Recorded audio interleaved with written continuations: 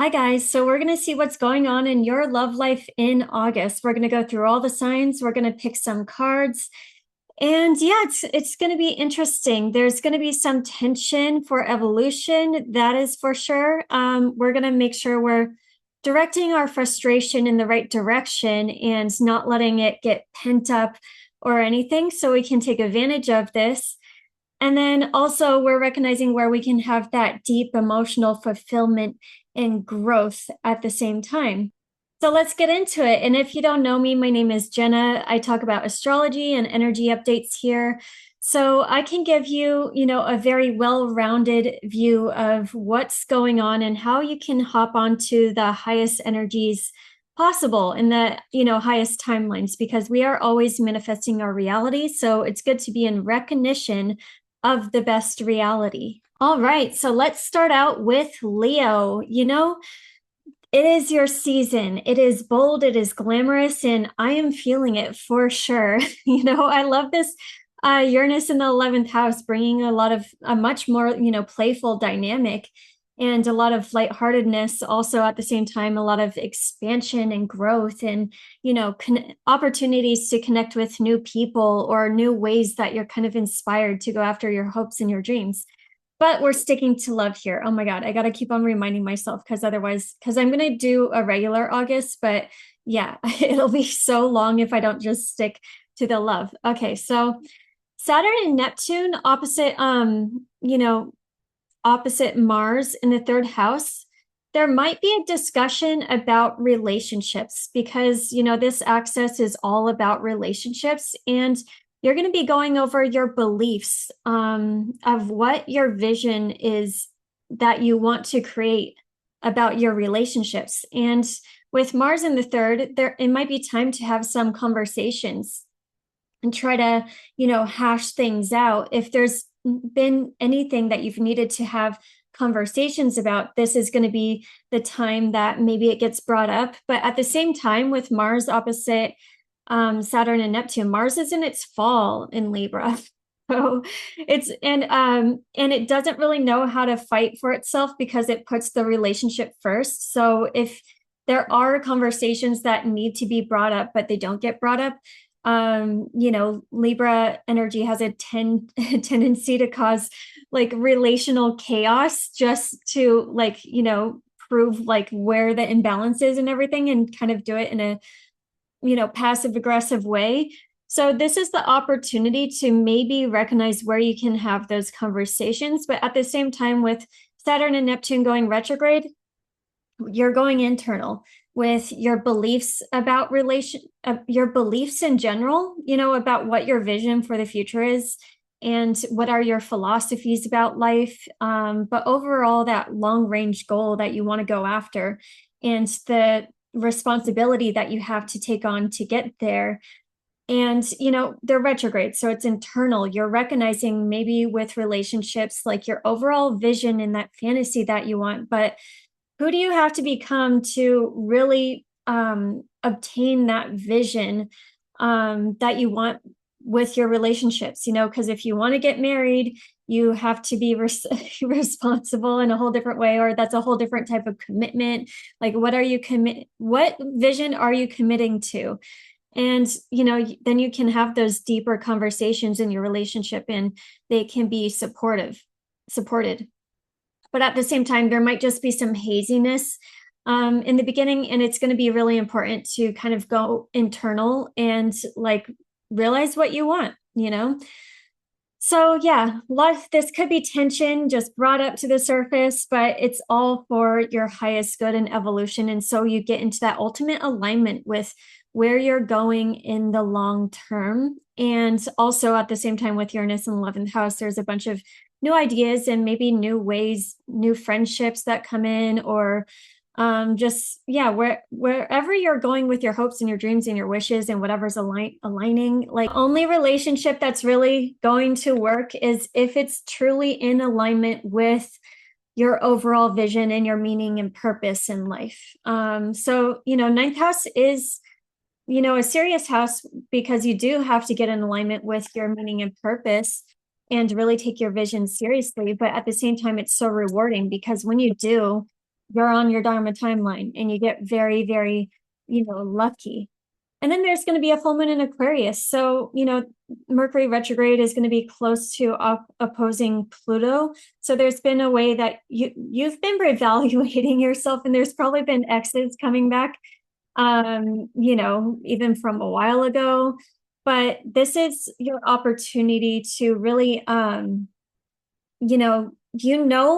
you are now and how you can be the most empowered and stepping into that highest version of yourself aligned with your meaning and purpose. And how do those relationships, fit in with that? How can you have the conversations that bring you to this next evolution in your relationships? And that's going to be a really powerful thing. It doesn't mean you have to let go of a relationship, because full moons are about letting go, but it does mean that you have to have those tough conversations and see how you can evolve to the next level, out of any of those bad cycles or patterns in your relationships. And I love Venus conjunct Jupiter in the 12th house. This can be a very, very healing moment.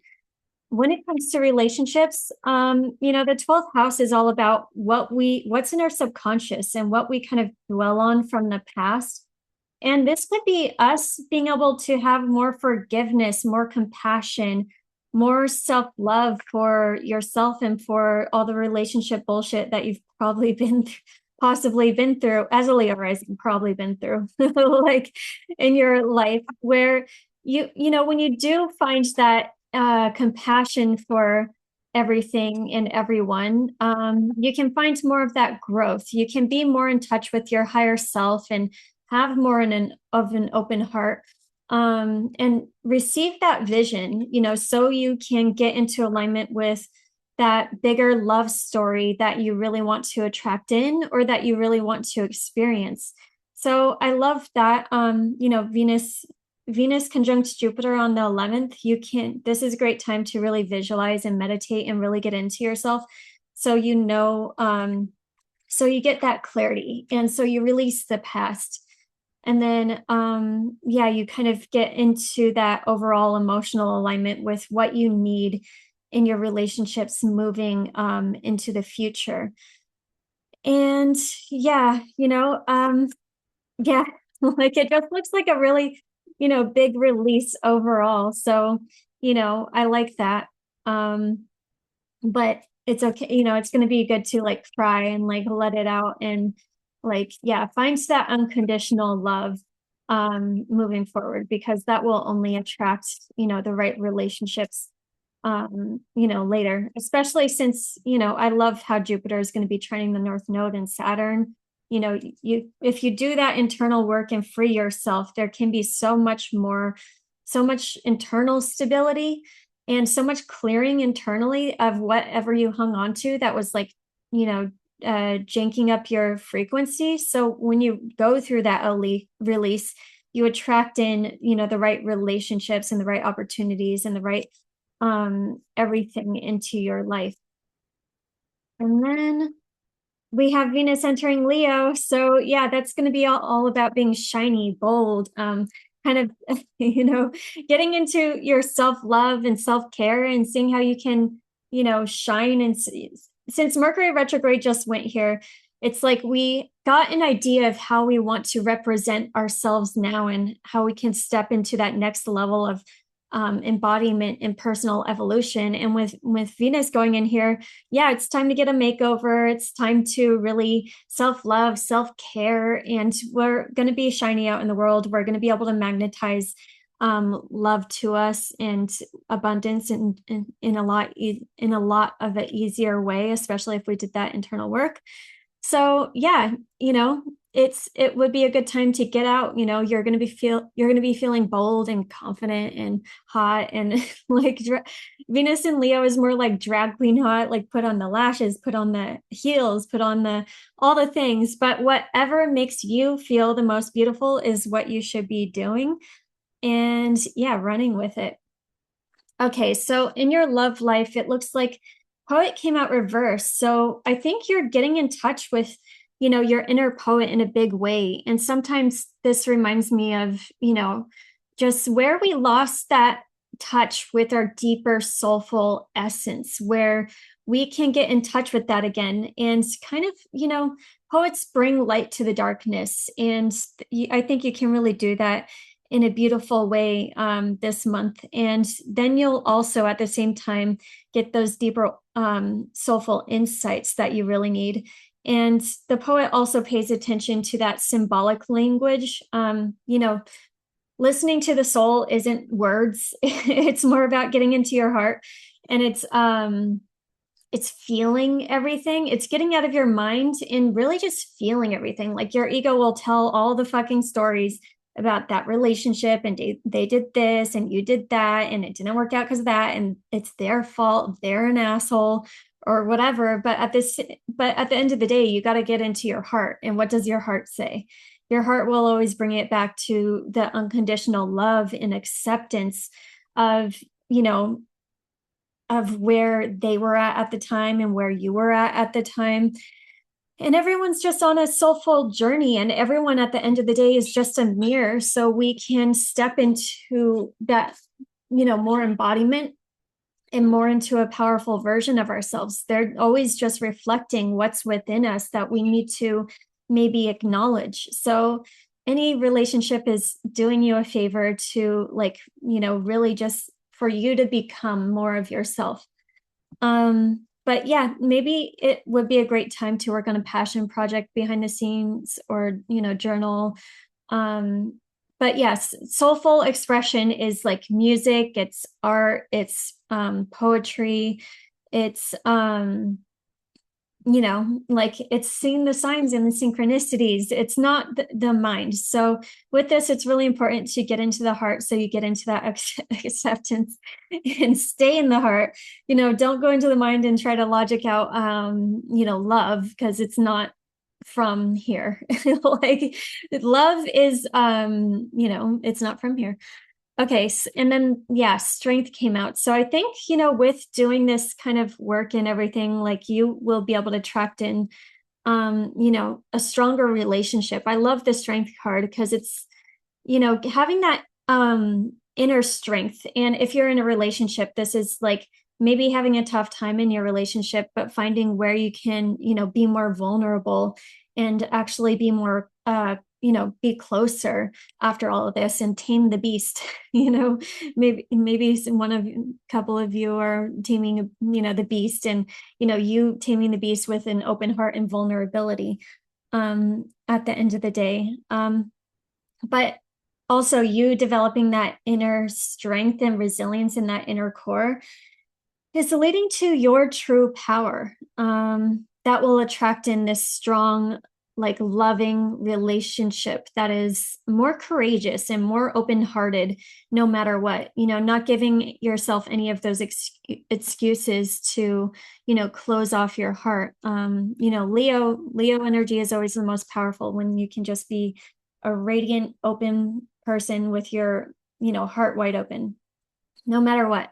Don't give yourself the reason to like close it down. And yeah, I pulled, by the way, like for you in your person. So in your person's coming out as the child wounded. So, reverse though. So I think they're releasing where they were, leading from those childhood wounds.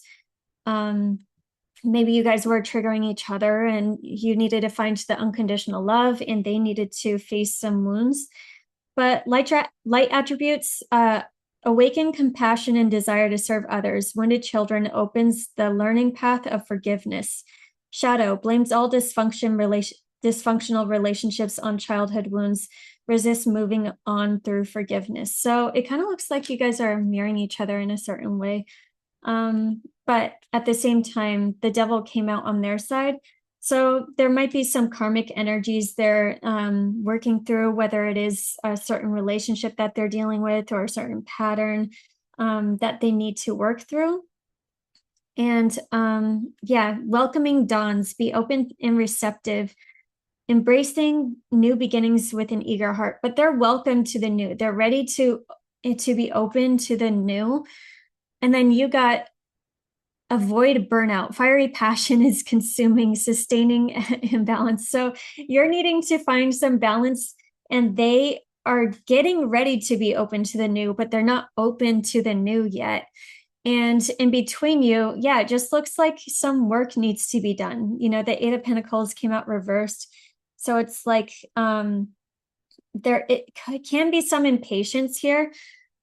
There's a need to be patient. There's a need to recognize where both of you might be stuck in self-criticism and where you don't need to react from that space, but you can kind of wait for the right opportunity in this, having that slow building energy with working towards whatever you want to work towards in your relationship, because Saturn rewards you when you move slow.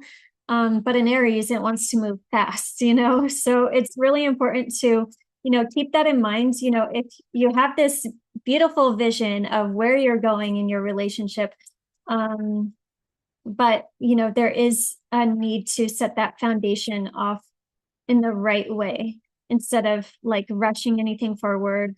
Yeah. But yeah, in between you, it just, you know, there's a little bit of a burden that needs to be released. So yeah, it's like a whole new cycle is going to begin, but it's not happening yet. So I think this is definitely a month of just healing and, you know, taking a pause and figuring out each other, then figuring out how to be open, you slowing down a bit and getting more into that unconditional love and that inner strength, where this can move forward in a way more solid way, without the burdens on both sides that need to be released. You know, there's a way, I think, yeah, this burden like didn't never even needed to come with you guys in this relationship. And it's waiting for the new, it's actually a part of the old cycle. And there will be a new cycle starting. The world came out. So that is like, you know, endings for a new beginning. And the new beginning will be very lucky. And it'll be the right time when it is the right time. But it's waiting for that right time and not taking the baggage along with. And so, yeah, it can start out this new cycle focused more so on where you have achieved your goals, where you have done the personal healing, where the karmics the karmic energy doesn't have to come with. And it's more focused on pleasure and that soulful alignment moving forward. All right. Thank you so much, Leo. Hi, Virgo. Okay. So this is definitely interesting. You know, Saturn and Neptune in the eighth house. This is a little bit uncomfortable. This is definitely affecting your personal, close relationships. If you're in a relationship, this is going to be a time to really talk about those deeper topics. With Saturn and Neptune in the eighth house, you're kind of going back in a very serious way and going within to see maybe what was an illusion or what was a fantasy about the eighth house, which is, you know, it could be your deeper soulful desires and the ways that you feel like you need to attach in relationships, because that is just the way you always have done it. But it is important to recognize, is that out of self-love ultimately? Are you attaching to people out of that highest expression of self-love and self-empowerment? Or is it out of codependency and victim mentality, or like a need to fill something inside of you? You're taking a look at what maybe structures or identities need to unwind and need to be released, so you can get more in alignment and move forward in your relationships in a way more powerful way. Because the eighth house is where we have to go into our shadows of the guilt and the shame and the frustrations and any of the ways that we hang on to the jealousy, any ways we hang on to those lower emotions that you know, keep us acting in a way that's not of our highest self, where if you actually do the work, you become super, super magnetic to the strongest soul connections. So this is definitely going to be a time of shadow work, and maybe your self-worth gets triggered a little bit, and it's going to be whatever trigger happens, this is your opportunity. Like, use that trigger to get really empowered and recognize all the dark stuff that comes back, whatever entanglement that you could be in. And, it could just be work too, or some sort of contract, but the eighth house is where we merge with people psychologically, sexually, intimately. Did I say sexually? I did. Mind, body, spirit, where we get aligned in all ways, financially, where you can take a minute, because Mars in Libra doesn't really want to fight, but it's definitely going to trigger something. And this is your opportunity to not fight in a passive aggressive way, but to recognize that trigger and see what needs to be released, what has not been working out for you when it comes to merging with people in a deeper way.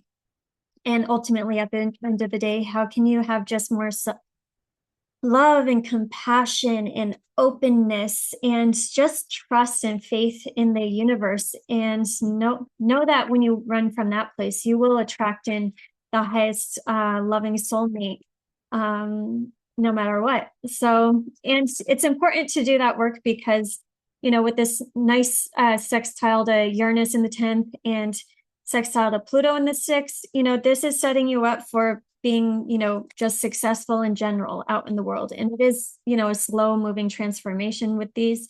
But if you go through that, you're going to be, more so aligned with work and where you're going long term and your everyday routines. And maybe you've been taking on too much work in your relationship, in your everyday routines. This would be like a restructuring of that, because the eighth house is where you're putting your energy and your time, where you're investing your energy for other people. So this could be definitely a time to recognize where that frustration is, so you can have this personal evolution and merge with people in a higher way. Full moon in Aquarius is about work, Mercury direct. You've done a lot of internal work though, with Mercury retrograde, Mercury rules you in the 12th house. It was a good time to go hermit mode, to get realigned with that deeper soulful aspect of yourself, with your higher self, and really journal, meditate, so you can, just come out in a lot stronger way, knowing what you're aligning with, what you're really passionate about, what are those deeper soulful needs that are in alignment with your heart, so you can be so firm with that, so you can show up out in the world in a way stronger way. And yeah, that could also be just a lot of clearing out with the past when it comes to love also. So you can release all those stories, so you can, be more so in your heart and out of the mind. And really, releasing all that story, because the mind's always telling you ego stories. You want to get back into your heart and to listen to the heart about what's coming next, and having more love and compassion at the end of the day. And it doesn't matter if they did this or you did that. Those are just stories that want to keep going on, and just assumptions that you're setting up for yourself. If you stay in your mind, you need to definitely just this year is your opportunity to forgive, have compassion, release, and get into your heart and stay there. So even though it's so hard sometimes, because we've all been programmed to stay in the mind in such a crazy way. And then, I love this though, Jupiter and Venus making a conjunction in the 11th house. So I love how this is just so much expansion and probably a bigger vision with your hopes and your dreams and your wishes. There's just a bigger alignment with relationships and where you're going long term, and connections in general, because this is friendships also. You're finding just so much abundance, so much love, so much opportunity to expand and network and just connect with the love of humanity in general. And if you're out and about, actually, this is a really, really good month to just be out and about with friends, and you can meet somebody very, very significant that would come in as a very, very strong soulmate connection, that would be super, super rewarding. So if you're single, it's definitely important to just be out and about with friends, go to every event, go network, or, maybe you network online, that's fine. There could be a very, very strong soulmate relationship that comes your way that is once in a lifetime, because Jupiter and Venus are making a trine to the North Node. So that is like a fated connection that's meant to come in, that is, for your soulful growth and evolution.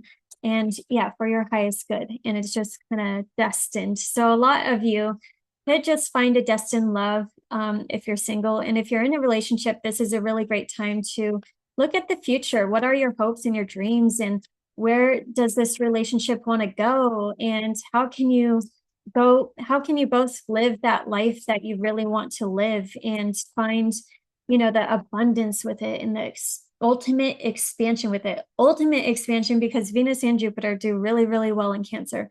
So leading with your heart and compassion and love, and forgiving a lot of the past, and having this full giant vision.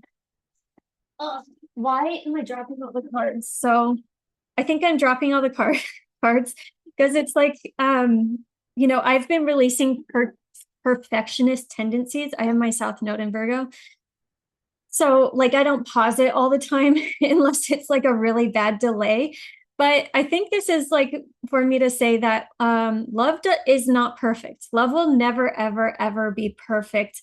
So the more that you can, get into the unconditional love and the good vibes, and just enjoying the present moment, and not needing to plan things out, not needing to hold on to every little detail, and like, just, it's time to be in Pisces land, which is being delusional, paying attention to the fantasy, paying attention to the unconditional love and the connection, and being more so in alignment with that. I just thought today, with the South Node in Virgo, I'm like, Virgos are remembering how to be funny again and how to be lighthearted again. Because I think there was a lot of seriousness and holding everything together that caused you guys to not be as funny as you used to be, where now this is your opportunity to really get funny again and to be lighthearted, and to, you will be rewarded instantly, and you'll have that relief of not holding everything together and making yourself go crazy by trying to do that in general. So just an FYI.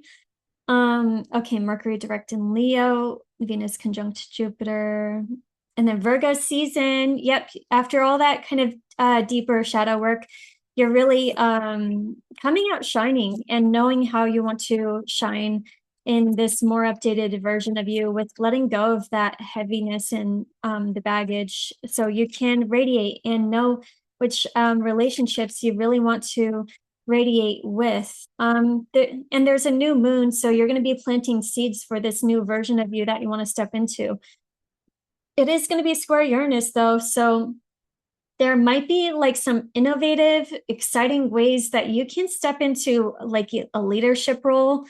The way you can show up differently out in the world, the way like you might even just get a lightning bolt of inspiration and awakening with a new path or direction that you want to go long term, that, kind of releases the rigidity that you used to have. And you're like, oh, I mean, with Uranus in the 10th, I love it. It's like, oh, here's this random opportunity, or like, yeah, person that comes into your life that was just meant to be. And it kind of just revolutionizes the way you've showed up out in the world so far, but the way you can kind of show up now, that is very exciting. Oops, I grabbed the wrong cards. And yeah, so let's get to the cards. So yeah, you're really imperfect for you. You're releasing the hero heroine, where, and I think this is like very important for Virgos, because sometimes like you don't let people do their own stuff. Like you take on all the responsibilities that you think need to be done, and when you think it needs to be done, versus letting them do it. Like let them do that, recognize it's time for you to prioritize yourself. And the hero heroine shadow attribute is escapism and a false sense of heroism. Release that, where you're doing all these things for other people, where you need to focus on yourself. You need to focus on yourself and how you can shine out in the world and how you can be the most radiant, and just have that unconditional love and natural flow with life, where you don't need to be everybody's hero. You need to drop the ball. You need to let shit go. You need to because my mom has a Virgo moon too, and she'll do everything. And I didn't learn how to do anything like for some of the important things. And it's like she needed to do less, actually. So it's very important for let people carry their own weight. Don't feel like you need to be the hero on everybody's journey. You need to be the hero on your journey right now, and in alignment with that bigger hope and dream that you really want to go after, that is super soulfully fulfilling for you, and with the connections that at the same time feel also like that too. And then when you find your personal empowerment and the passion for your journey, then you're going to find these strong relationships that come into your life and that are more, just on your side, or they're equally as empowered as you. It's not like you picking up all the slack and, just because you're assuming that you need to, and then letting them, not, mother came out for them. So, light attribute, nurturing, patience, unconditionally loving, joy, and giving birth to life. Shadow attributes, smothering or abandoning children, instinct and guilt for children, becoming independent. Okay, so yeah, this is like a realignment of maybe where there was too much mothering energy. You don't need to be their mother. You need someone to come in with that unconditional love, and to let them come in with that unconditional love. When you drop what you don't need to take on anymore, you will find your current relationship, they can come in with more of that unconditional love and pick up the slack where you didn't need to pick up the slack. And then in a fog came out on their side. So fear, obligation, or guilt makes you stay. Get clarity. This is going to be a time to get clarity for both of you guys, to maybe have those conversations with Mercury in your 12th house. Maybe there's been conversations that have just, needed to happen. And then on your side came out pace of pleasure, resist the rush, adopt a slower stride, and savor each moment in essence. So yeah, you need to get into your own flow. And the world is spinning faster right now because I think everybody's in a rush. The world, mirrors us, and we need to slow down. We need to let things get back into the natural flow and synchronicity of time, versus feeling like we always need to go, go, go, go, go, and following the false calendar, the Gregorian calendar, which was just to make sure that we're on time with paying taxes and going to work. Instead of getting on Earth's time, you got to get on Earth's time right now. And, let your relationship be in a fog whenever it needs to. There's no need to rush to get clarity on everything. Clarity will kind of be revealed at the right time. And Page of Wands, came out in between you. So there is a need to slow down. Maybe you do receive some disturbing news, or I don't know, you feel like there's a need to make an impulsive decision, or there's just frustration and obstacles. Maybe your wounds are getting triggered with the unrequited love. But this actually is setting you up to realize where there has been an imbalance in your relationship, where you can make things more balanced moving forward. Instead of recognizing where the imbalance is and focusing too much on that, it's going to be important to find peace. Peace, both of you can find this peace moving forward with more balance and harmony and friendship at the end of the day, and having more of an open heart, where this whole new beginning can happen. The Magician came out. So the Magician and the Strength card. Oh, crap. The Magician and the Strength card. So the Strength card I love is, because you do, open up your heart and you are vulnerable in a relationship and you have those tougher conversations, but those, vulnerable conversations like break the cycle of, whatever you've really needed to get out of. So you can come back together stronger and kind of make magic happen. There was an imbalance in this relationship, and it wasn't on purpose, even on your person's side. They were just kind of in a fog, and there just needed to be clarity around whatever this is. So find that peace and harmony in this whole new way. This is going to be a month of just having that evolution in your relationships. And then the Magician came out, where there can be just more independence for both of you and more confidence with that. But it opens up opportunities for a whole new magical chapter to happen in your relationship. And it is like the very beginning. And it is going to be different, but it's kind of more connected to creativity and your soulful essence, and it'll make it easier for both of you to achieve your goals and go after what you really want to go after in a way more solid way. Anything else with the Magician? Yeah, just adapt to change and everything. You have everything that you need to make this work in a whole different way and to have this evolution in your relationship. Just have those conversations where things were a little foggy and where you guys were relying on each other too much, and find that balance. And it doesn't need to happen now.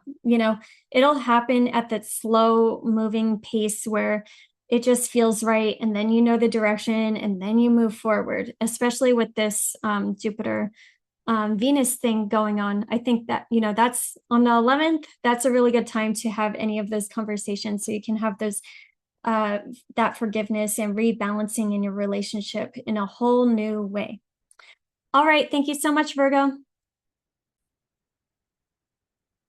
Hi, Libra. Okay. So this is a bit of a tense one for you, because Mars is going to be opposite Saturn and Neptune in your 7th house. So this is definitely a lot of tension when it comes to relationships. The 7th house is relationships of all kinds. It's any serious one-on-one relationship, but it's definitely your romantic relationships. So if you're in a relationship, this is going to be a little tense. This is going to be a bit of an unwinding.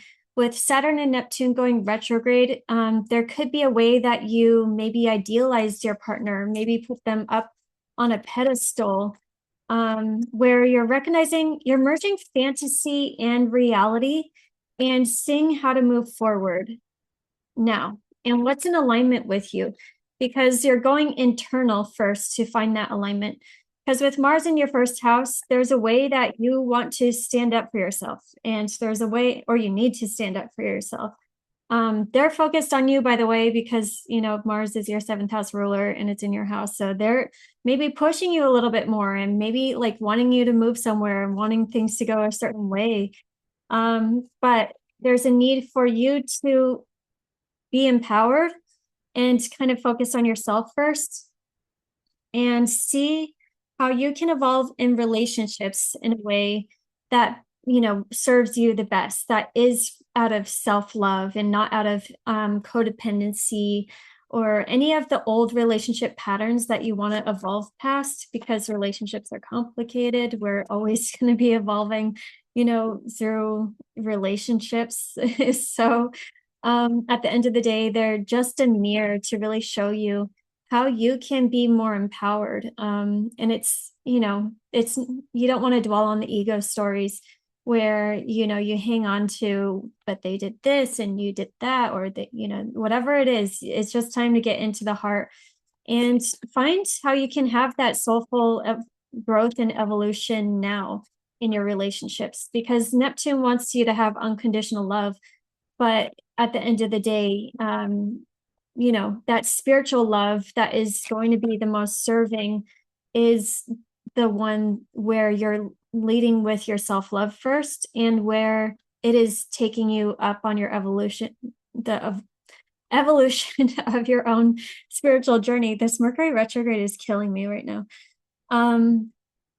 So yeah, how can you have that love and compassion and openness with relationships, and also say that at the same time want to experience that highest love possible? But yeah, how can things be balanced out now, so you can have really balanced relationships that are empowering and are help powering you up with your own spiritual growth and evolution?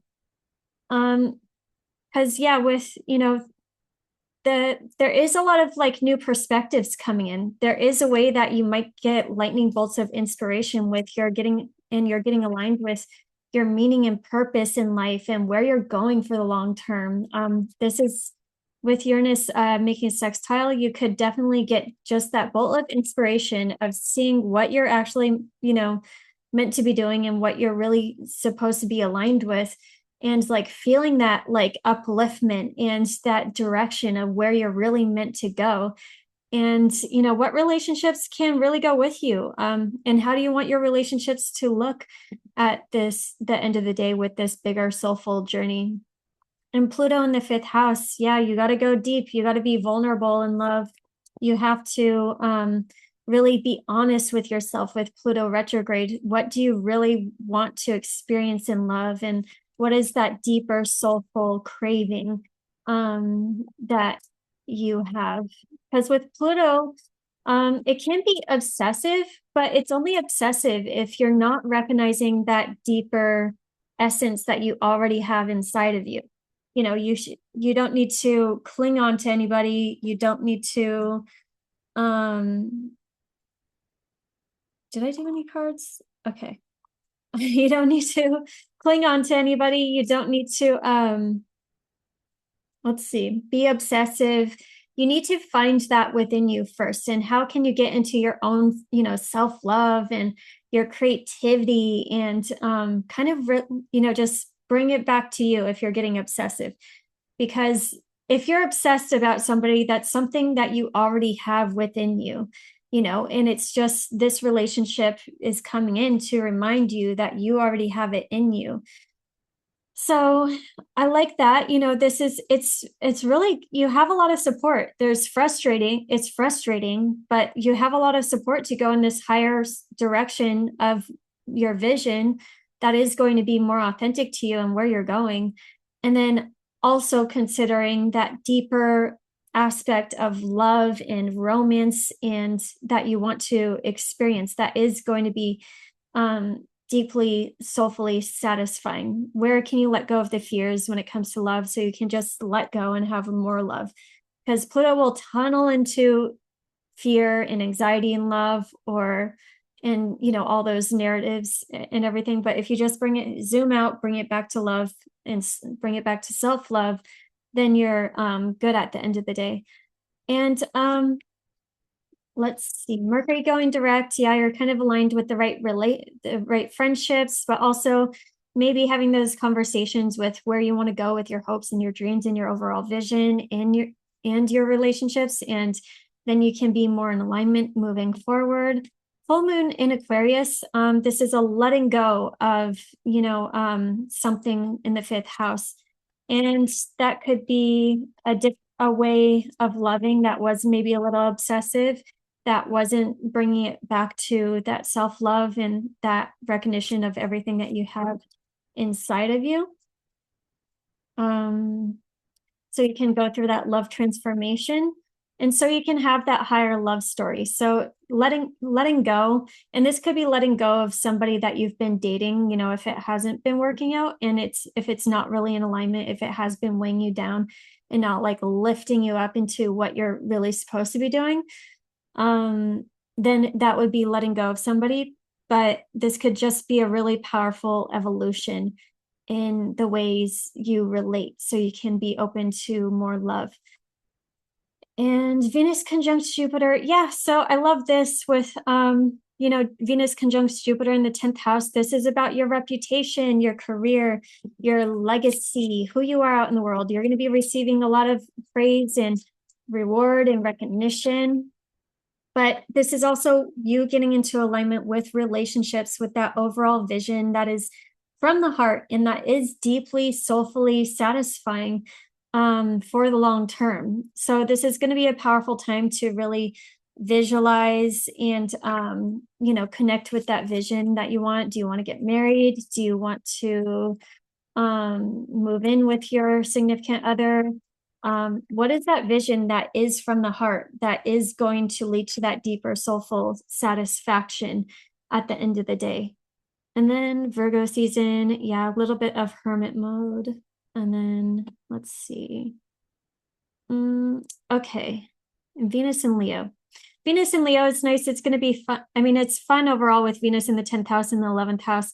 You're radiating out in the world. You're shining. It's going to be a good time for the single Libras to just be out and about with friends. And maybe you meet somebody at work actually, and it ends up being a very significant relationship where it's easy to really meet somebody. So if you're single, go out as much as possible.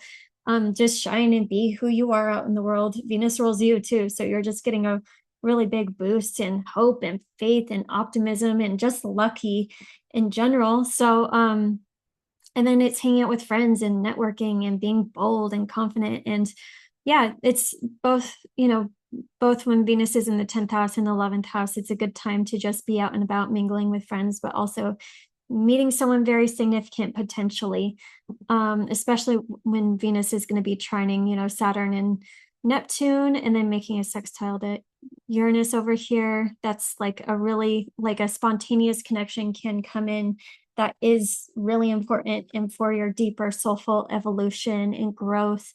And yeah, so if you're feeling that pull and that magnetism and that unconditional love, that could be the one, and, if you're feeling like your relationships are weighing you down, like this is going to be a realignment. So you make those adjustments in your relationships. Okay, so the cards that came out, Teacher, came out on your side. So when light, ability to communicate knowledge, experience, skill, or wisdom. Shadow, manipulating or abusing students, teaching negative traits and destructive skills. And they're a networker. Maybe you feel like you've had to be the teacher in your relationship. It looks like your significant other is kind of going to be networking and out and about and wanting to connect with a lot of people. And actually that would be really fun. If you're in a relationship, it's a great time to like go to a concert, go travel, go do whatever. You can have a really, really, really fun and beautiful time and make a lot of memories. Let's see what else but you need to focus on your happiness. You have been not focusing on your happiness. So there's been an imbalance. And now it's time to not feel like you need to teach so much in your relationships. I think you'll find the way to teach in your relationships by shining more of who you are and focusing on your happiness, focusing on your joy and putting yourself first. So you can find that balance, because I think your significant other has a vision of where things can go and everything. And there's a lot of inspiration and good fortune and just enjoyment and confidence overall. They might see you as that overall vision and want you, a part of it. But at the end of the day, it needs to be both of your vision, So focus on your vision and don't feel like you need to like hang on to the internal anxiety to keep things balanced and keep things like fair. There is a way that you need to stand up for yourself and have those deeper conversations in your relationships so you can have that evolution in your relationships. And the only relationships that are going to work in this new era are two empowered people working together and boosting each other up, not one that holds one down or relies on the other too much or codependency. There's a realignment that can happen here with you focusing on your happiness. Bound by demands, stifled by expectations, it's time to redefine limits and reclaim your freedom. Yeah, there's a lot of freedom, and you're gonna be finding a lot more of the ways where by you putting yourself first and focusing on your happiness and your overall vision and your joy, like you will find the right people that just kind of come along and just, flow with you in a more easier way. Although romantic relationships, there's tough stuff that you have to go through no matter what, even if it is a soul connection.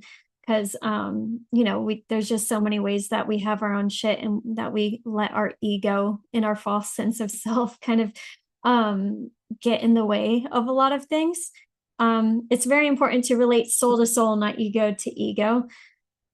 But yeah, it'll release a lot of the anxiety by you putting yourself first again and reclaiming your freedom. Because with Uranus in the ninth house, it's time for you to reclaim your freedom, to have authenticity by being aligned with your purpose and your mission and being fully, feeling the freedom with that. Because you will feel free with Uranus trining, your first house and everything. And it's the time, it's the season for that. And their playful innocence came out on their side. So embrace a childish spirit where baby steps lead to joy, not seriousness. With Saturn in the seventh house, sometimes your significant other can get a little like serious. So it's important to remind them of the joy of just the fun of life. And I think if you're in a relationship, you can find a lot of expansion by being lighthearted again. With Uranus in the eighth house, there was a lot of, serious bumps in the road when it comes to personal finances. But now it's exciting time. Uranus in the ninth, it's more so about just the overall vision and broadening your worldview and being in alignment with what you're here to do. And it'll set you both free, actually. And actually, between you guys, the best card came out, Four of Wands. So this is a happy soulmate connection for sure. That is very expansive and is, leading to a lot of both of your growth, personal growth and evolution. And it all looks really, really good. We have the star here.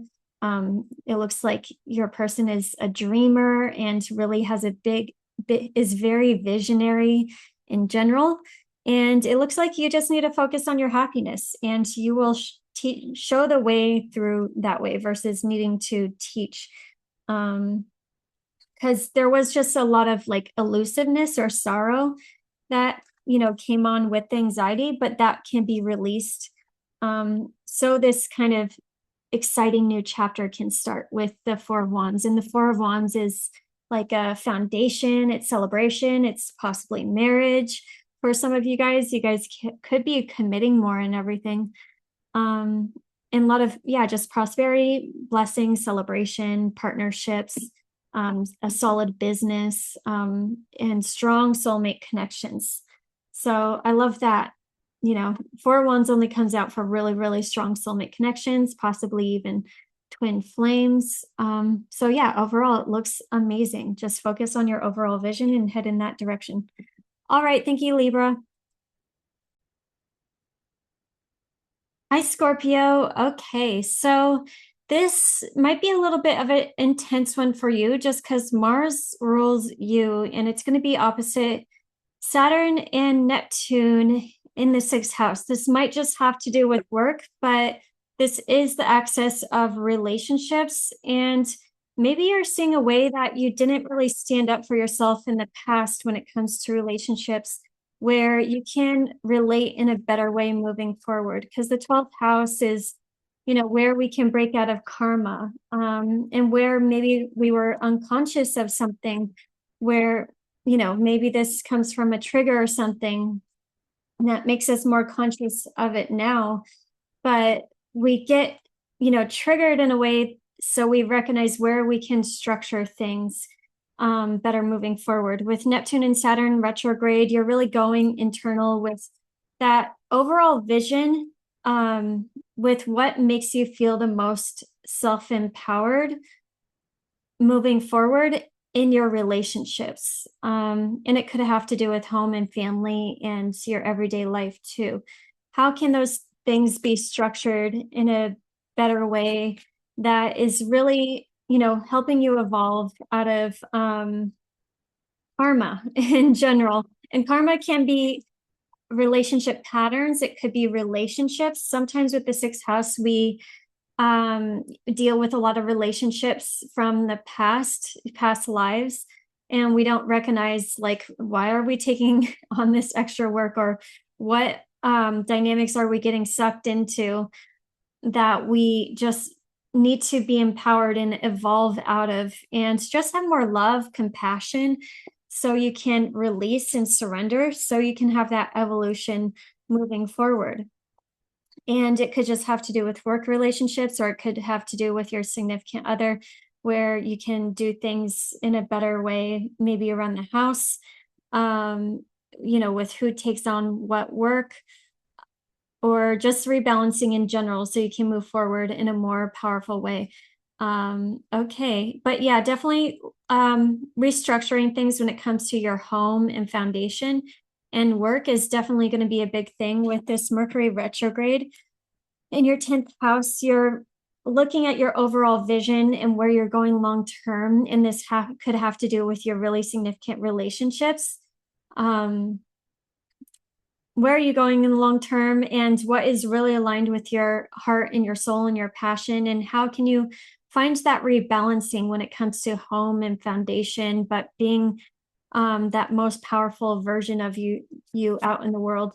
If some of you have been working too hard, this could be a time where you're really reevaluating things, and you need to kind of, be at home more, or you've been too focused on home, and it's time for you to get out in the world and shine in a whole new way, where you can have, a transformation and be a lot more empowered. But it looks like whoever you're dealing with is doing really, really well, because Venus is going to be conjuncting Jupiter. So they're at least in a really good mood, or they're, receiving some sort of rewards themselves. So with Venus conjunct Jupiter in the 9th house, there is just a whole new vision that you can really get in tune with. Cancer energy is all about the heart. It's all about that deeper emotional fulfillment and satisfaction. And this could be a major healing moment with relationships, where you're letting go of the past. And especially since Cancer has to do with, family dynamics, and where we learned how to be in relationships in the first place, where we can have this healing moment and evolve out of those dynamics, so we can relate in higher ways. And this is going to be a really powerful day on the 11th, where you can get in tune with the relationships that you really want to experience, and that overall vision that you really want to live. Because the 9th house is all about that vision. And when we get that vision, that's us being in alignment with our meaning and purpose in life. And you're getting in tune with that in a really big way when it comes to relationships also, because Venus rules relationships. So definitely tune in on that day and know what you want in life with your significant relationships, but also, and how can they be in alignment with that overall journey that you're going on in life, and what you want to experience with that too. Because when you get alignment with that, then, you're just on your Dharma timeline, and a lot more luck and opportunity and abundance can easily flow into your life. Okay, and then we have Virgo season. It is a good time for you to just be out and about if you're a single Scorpio, because Venus in the 9th house, you could be traveling, you could be learning something new, you could just be doing something adventurous that feels good, and you're meeting significant relationships. It's a really lucky time for you to meet a very significant relationship that would be very lucky and very expansive. And Venus moving into the 10th, you're just getting more reward and recognition out in the world, where, there's just abundance all around, and you're very magnetic and attracting in the right people that are meant to kind of be in your life. And Uranus in the 8th house though. So relationships, the ways you merge in relationships, there's, shakiness here. There's an awakening to the dark area of your chart. The 8th house is how we merge with people psychologically, financially, intimately, and you could definitely be getting some sort of just lightning bolt of, freeing you from any of those dense emotions or any of those old ways that you used to be in relationships that just aren't really serving you anymore. And it's like instant freedom, which is kind of nice. Because Uranus in the eighth definitely wants to bring in really strong soulmate connections.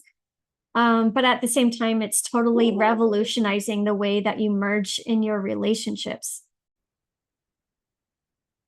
How can you merge with somebody in a way that is really authentic to you, whether sexually, maybe you decide you need a little bit more freakiness or whatever, or you need to be financially free or more independent. You're releasing outdated soul contracts that aren't meant to go with you in this new chapter. Because yeah, strong soul contracts will come in, be magnetized in, that help you go through this deeper evolution and recognition of your own self and your own shadow part of yourself, where, the parts of you that you did stuff down to ignore so you could fit in society a little bit better. Strong relationships would come in to really awaken a deeper part of you and a deeper part of your soul that you haven't recognized for a while. Sorry, I'm breathing a little hard because I went down the stairs and I kind of sprinted. Okay. So good things with Venus Jupiter. This is one of the luckiest transits ever. You could easily meet a significant relationship that you could grow and expand with, and it would be super, super abundant. But overall, you're just getting into alignment on your lucky Dharma timeline, and that's going to be really, really amazing. Virgo season, friendship house lit up, good time to socialize. And Venus square Uranus, does that affect relationships? Friends and maybe money. I guess you might, need to have some discussions, or where you're going long-term in your relationships or in your significant relationship, and where things need to be adjusted. Like, where is your time and energy going? Is it aligned with your hopes and your dreams and your vision in your relationship? And maybe needing to have those deeper conversations. Venus and Leo, nice. You're going to be, I think I talked about that already, but you're going to be receiving reward and recognition and being able to attract a lot to you. Okay, so it's funny. This came out for Libra too. The teacher came out. Maybe you felt like you've had to be the teacher in your relationships in some way. And the priest came out for your significant other. I think that's kind of funny with Venus conjuncting Jupiter, because it's like they're seeing God. They're in touch with God now. And, the higher dimensions, they're on cloud 9 this month. So, but also you're in touch with your higher self in a really big way too. But yeah. Okay. So light attributes, right? With the priest and the light attribute, spiritual commitment serves as a channel of spiritual energy. Maybe they're really channeling like a bigger direction that you guys can go in. The star also came out. This is so similar to the last reading in Libra. So if you have any placements in Libra, but they're in tune with a vision that is going to bring a lot of inspiration, good fortune, optimism, joy. They're confident about it. It's like a vision that's extremely protected, because it's aligned with what you're supposed to be doing, and opening up to creativity and more balance in your relationship. And yeah, it looks like you're passionate. Two of Wands came out. So this is the time to do something different, to kind of follow your passion, follow your excitement, really look to the future and different ways that you can look to the future, and in a way where you are doing relationships maybe a little bit differently, that are a little bit more freeing, instead of attached to each other, but whatever you want. There's, just a different perspective maybe that will lead to more growth and initiative, and just you see how he's looking out at the world, and it's kind of like it's time to kind of open up your world in a whole new way, to see a different way of living or a different way of being in the world, and receiving some sort of like download or knowledge that opens up a whole new path that can get you guys into more alignment. So I love this energy for both of you. You're going to be kind of, when you're ruler in the 12th house, it is a good time to go like on a vacation or a spiritual retreat, or just get in alignment with your, deeper soulful self to know what you're really passionate about moving forward. And then Faith's Haven came out on your side. Believe in the safety of your return, as every journey leads back to comfort. Yeah, I think you're shedding a lot of layers and getting into that deeper soulful aspect of yourself that needs to come up right now, because Mars will kind of eject stuff. Like, you might have really weird dreams or might be frustrated about things randomly, but it's some sort of unconscious thing that you were unconscious of before that you need to be aware of, that is actually leading you back more so to yourself. Because all life is kind of stripping down all the layers and releasing the past and releasing stuff so you get back to yourself. And then your partner got, your significant other got achievable insight. Embrace practical steps towards clarity, bringing your goals within reach. So yeah, whatever they're envisioning, whatever they're deluluing about, it is achievable. But I think it needs like a practical plan, and you guys can talk about this. Between you guys, Three of Cups came out reversed. So hopefully that's not a third party. I don't know if somebody might be interested in a third party, or, doing poly whatever or something, but to each their own. Maybe that's awakening inside of you. But yeah, dissipation, excess, harmful. When Three of Cups comes out, it's like there's excess partying sometimes, there's too many people, maybe somebody's a little selfish, but I think things can be really figured out with just clear communication. With the Ace of Swords, like just cutting straight to the truth, with courage, with a new beginning in mind. But yeah, it looks like maybe you guys talking about stuff, and then there is a need to find like a new beginning and a new way that things can be done. But it doesn't go right away. Let me pull a little more. Get some more cards. There can be a new beginning though, but it has to be like to the point communication.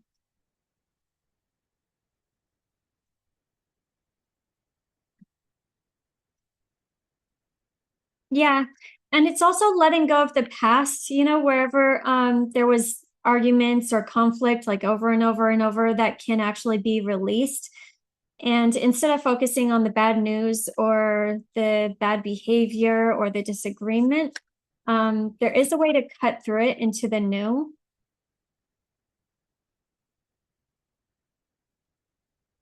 Yeah, balance just needs to be found with the Justice card that came out. There needs to be accountability. There needs to be more fairness. There needs to be more balance and harmony that comes through this.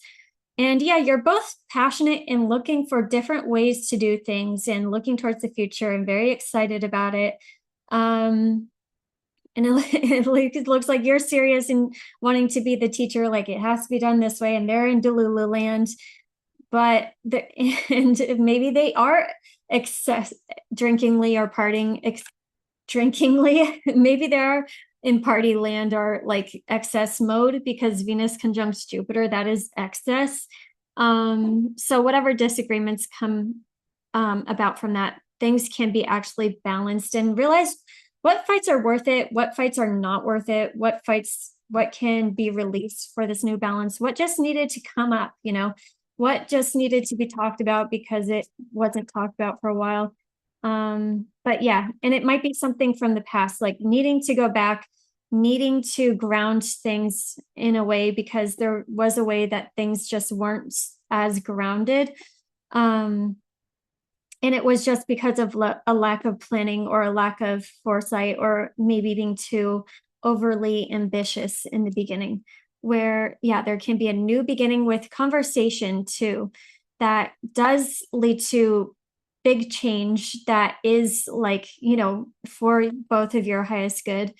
And it does start out this beginning of this success that's meant to happen in this relationship. And it'll help you overcome any obstacles too. So don't be afraid to go deep and have those conversations, be vulnerable if, but no, be clear with the overall direction that you want to go in. All right. Thank you so much, Scorpio. Hi, Sagittarius. God, I just started recording in like that sounded like a fleet of helicopters or something, like the ceiling creaked a little bit. So we start out with Saturn and Neptune in the 5th house, opposite Mars in the 11th house. So this could bring up tension in relationships for sure. It's like, where are we going long term? What are you passionate about when it comes to your hopes and your dreams? And are they in alignment with your heart? Saturn and Neptune, you're going into your heart, and you're going into your heart and yourself, and you're recognizing what really lights you up. How can you let more love in? And what do you love? You are going through a revolution when it comes to your serious relationships that are awakening you in some way. And you can move forward really fast with the right relationships. But with Mars in the 11th house opposite Neptune, it's kind of like there's a little bit of haziness here, and you need to go within and find clarity first and do that deep dive into your heart, into your soul, into what you're passionate about, and what do you want to experience in love and romance in your relationships, and how can you be more authentic in relationships, and then looking to the future. Find alignment with yourself first in your heart and what you want out of your hopes and your dreams. And instead of people pleasing too much, you really got to listen to where your heart is calling you, so you find that overall alignment with where you're going. And then we have Jupiter and Venus in the 8th house. So this could be really, really beautiful. This could be really, really abundant. This could be very healing. The 8th house is where we merge with people in all aspects, psychologically, intimately, financially. There could be some sort of just healing moment within yourself when it comes to relationships that helps you forgive and release the past, so you can kind of, just be opened up more with more love internally, more self-love first, because the 8th house is where you can recognize your shadows and love more all parts of yourself, so you can become more magnetic. So maybe there was a way that you suppress yourself out of shame or guilt, or not thinking that part of you would be liked by society, and it caused you to put up a mask, where you can actually bring that part up and find that deep satisfaction within yourself, so you can bring it to the surface with more self-love and attract in these stronger soulmate connections that can be really abundant and really just opening for you. But yeah, this could be just you recognizing what you need in love too, what you need in love and intimacy, and having those deeper conversations in your relationship, so you can be vulnerable and merge even more so, and not have such a wall up or anything. So there can definitely be a way that you're needing to relate more authentically, and you can have those deeper conversations and have just a healing moment where you can allow yourself to love more, that is more in alignment with yourself first and your heart and what's really in your heart, so you can find the right relationships or merge in any deeper in any significant relationships that are going on right now. With this Mercury retrograde in Leo, you were definitely getting in tune with your overall meaning and purpose in life. What is your overall direction? Maybe you might have been changing your worldview or philosophies about life in general.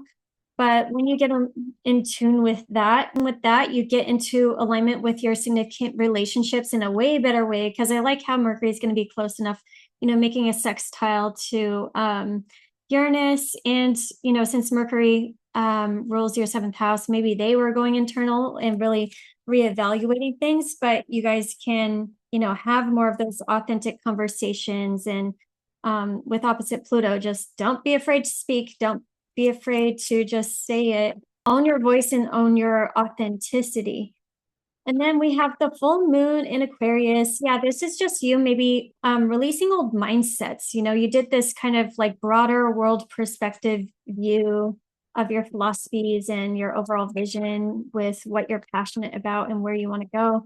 And how can that maybe change your mindset where there was too much limitation, or maybe there was like an ongoing program that was like keeping you limited, where you can release that and lead more out in the world with your heart and your overall vision.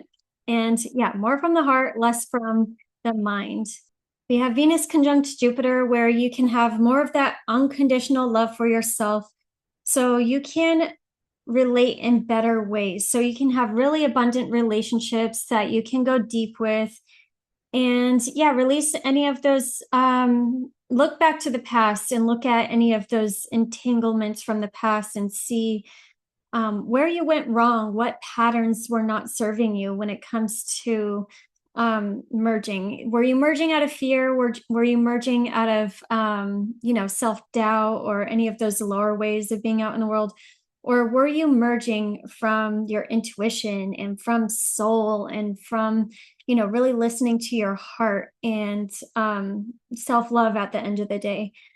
And then there's this new moon in Virgo, where this is a whole new beginning out with who you are out in the world, with your career, with your legacy, with your reputation.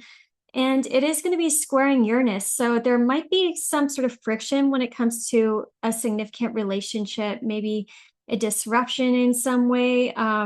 This could be a disruption that helps you evolve, because the South Node is in Virgo. So there are ways that you're meant to kind of let go of, the old and kind of revolutionize the way you do things.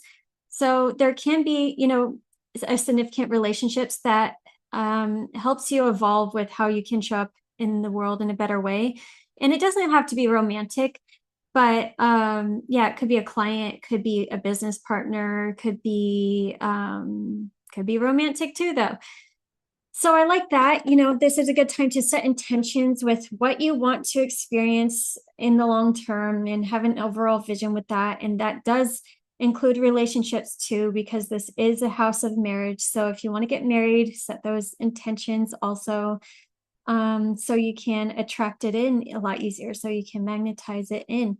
And then Leo going into the ninth house, this is going to be nice. It's going to be making a trine to your first house. So you're going to be shining out in the world a little bit more. You're going to be more optimistic. You're going to be more adventurous, more ready to kind of explore and adventure. And it'll be a good time to travel. It'll be a good time to just like be out and about, confident, maybe learning something new, traveling with a significant other, could be really, really nice. Okay, so let's look at the cards. So on your side, the Queen came out reversed. So I think there is a way that you actually need to put yourself first in your relationships and recognize where you can radiate, more. So light attributes: radiates regal feminine energy, uses her benevolent authority to protect others. Shadow becomes arrogant when authority is challenged, controlling and demanding. So yeah, maybe there's a way you can release control a little bit and step into more of your softness to embody more of that regal energy and that divine feminine energy. Because whether you're masculine or feminine, we all have that feminine intuition within us. And the more that with Saturn and Neptune going retrograde in your fifth, maybe there's a way that you can soften your heart a little bit more, so you can get into your inner child and, heal and get into your true radiance with who you really were before the world kind of boxed you in and, made you be a certain way or made you think you had to be a certain way in order to be loved. At the end of the day, the more that you just get more so into your heart and more of your authentic self and follow more of your joy and what truly makes you happy, then that kind of gets you more so into your inner radiance and more into your natural charisma. So you can attract in love in a lot easier way. And it looks like your significant other, the pioneer. So they're kind of that's really fitting for Uranus in the seventh house. They are the pioneer. They are revolutionary. They're looking at things differently. So light attribute, passion for doing and creating what has not been done before. Shadow attribute, compulsive, needing to move on. Or wait, compulsive, need to keep moving on. Okay, so yeah, it seems like, there's a relationship that likes to start stuff, but it's all about like listening to that ingenious idea and sticking with it. Um, and the tower came out on their side. So I think they might be the tower, on, for you in this relationship or whatever. But the tower is good. Uranus is the tower because it sends us the lightning bolt of either awakening. So we do things differently. So we see the foundation and what was wrong about that foundation. So we can build that new dream and foundation that is actually really solid. But they're coming into liberating you, and it's out of purification. It's to give you that enlightenment that is more of, your soulful essence that you maybe didn't reckon, that you forgot about, or that you didn't recognize anymore. But yeah, sometimes it can be, a shocking revelation that comes in, that enlightens you and liberates you at the end of the day. And it's, tower moments, sometimes it is like shocking, jolting, uncomfortable, but I always consider Uranus transits, really good. Okay, so legacy rebirth came out on their side. So honoring history's remains to restore and breathe life into forgotten tales. Yeah, so I mean, Uranus in the seventh house, like I think, there's definitely significant relationships coming in that bring more of your soul essence, through, because we're all fragments of soul and of the wider like aspects in life. So they're bringing in like a piece of yourself that you needed to recognize that is leading you to more of your authenticity. And maybe it does get you more so in touch of your soulful essence, and that soulful knowing, which you only know that soulful knowing when you go within and when you really listen to your emotions. You could have a lot of awareness of how you feel about a certain thing or how you feel about a relationship that gives you that history, so you can honor that history and evolve that out of any relationship patterns that aren't serving you anymore. Because Jupiter in Cancer, it's bringing a lot of awareness of like ancestral loops that we've been in. And when we're going in the wrong direction, we're going to feel like stuck and feel limited and feel kind of, just that heaviness, where we can kind of be liberated and kind of remember this bigger soulful truth that we're really meant to live, that was before the fracturing of the soul even. So yeah, either they're kind of awakening to, living out their soulful truth, or they're bringing that to you. And hard to climb came out on your side. So hard climb, many issues to deal with or difficult conversations. So maybe you do need to have a difficult conversation that's outside of your comfort zone with the Hermit reverse. But there is also a way that you kind of need to get out of your comfort zone. Just because the Queen came out reversed, I think there's a way that you've been building out in the world that you thought like it had to be hard and it had to be difficult. And it was kind of setting yourself up for that way. And you weren't exploring other ways because you wanted to stay in your comfort zone. And, it could have been out of just a need to kind of block off yourself off, or be in self-deception or self-pitying or anxiety, or, just a way of not connecting to the wider whole. Because whenever we're listening to the ego so much, we get stuck and limited and cut off from source. And we're not getting into the heart and really listening to where the heart is calling us, and listening to the true connection that we actually have, because we're always connected. to everything and everyone. And yeah, we deceive ourselves and we think, things have to be hard in general. But when we just open up, then we realize that there's an easier way to do things and there's an easier way to be a queen out in the world. And I like what's going on in between you guys. So the Page of Wands, there can be a spicy, exciting new beginning. Page of Wands is, initiative, exciting message coming your way that leads to like a courageous movement in a certain direction that leads to more creativity and self-motivation and enthusiasm. But it looks like it's done from a place where you both feel emotionally satisfied independently, because the Nine of Cups came out in between you, which is funny for a relationship reading because the Nine of Cups is usually like a single card. But in between you, it's like this exciting new beginning that is like motivating and optimistic and leading you guys to go in a direction in a more courageous way.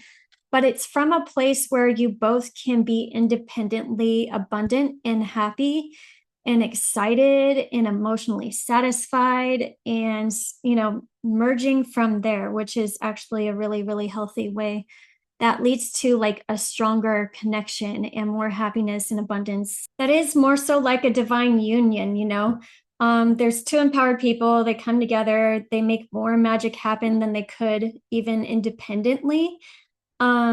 Which is always the case. You can't be as successful as a single person. Like the way you can be the most successful here is by being in a relationship, being in a divine union, a healthy divine union where you both have skills and talents that you each need, and then coming together, it actually does make things a lot stronger. But yeah, like being in a divine union is the way you can be the most successful in this life or in this realm because, of the chakra like alignment. The masculine has the strong root chakra, the feminine has the sacral, the masculine has the strong solar plexus chakra and the feminine has the heart, and on and on and on.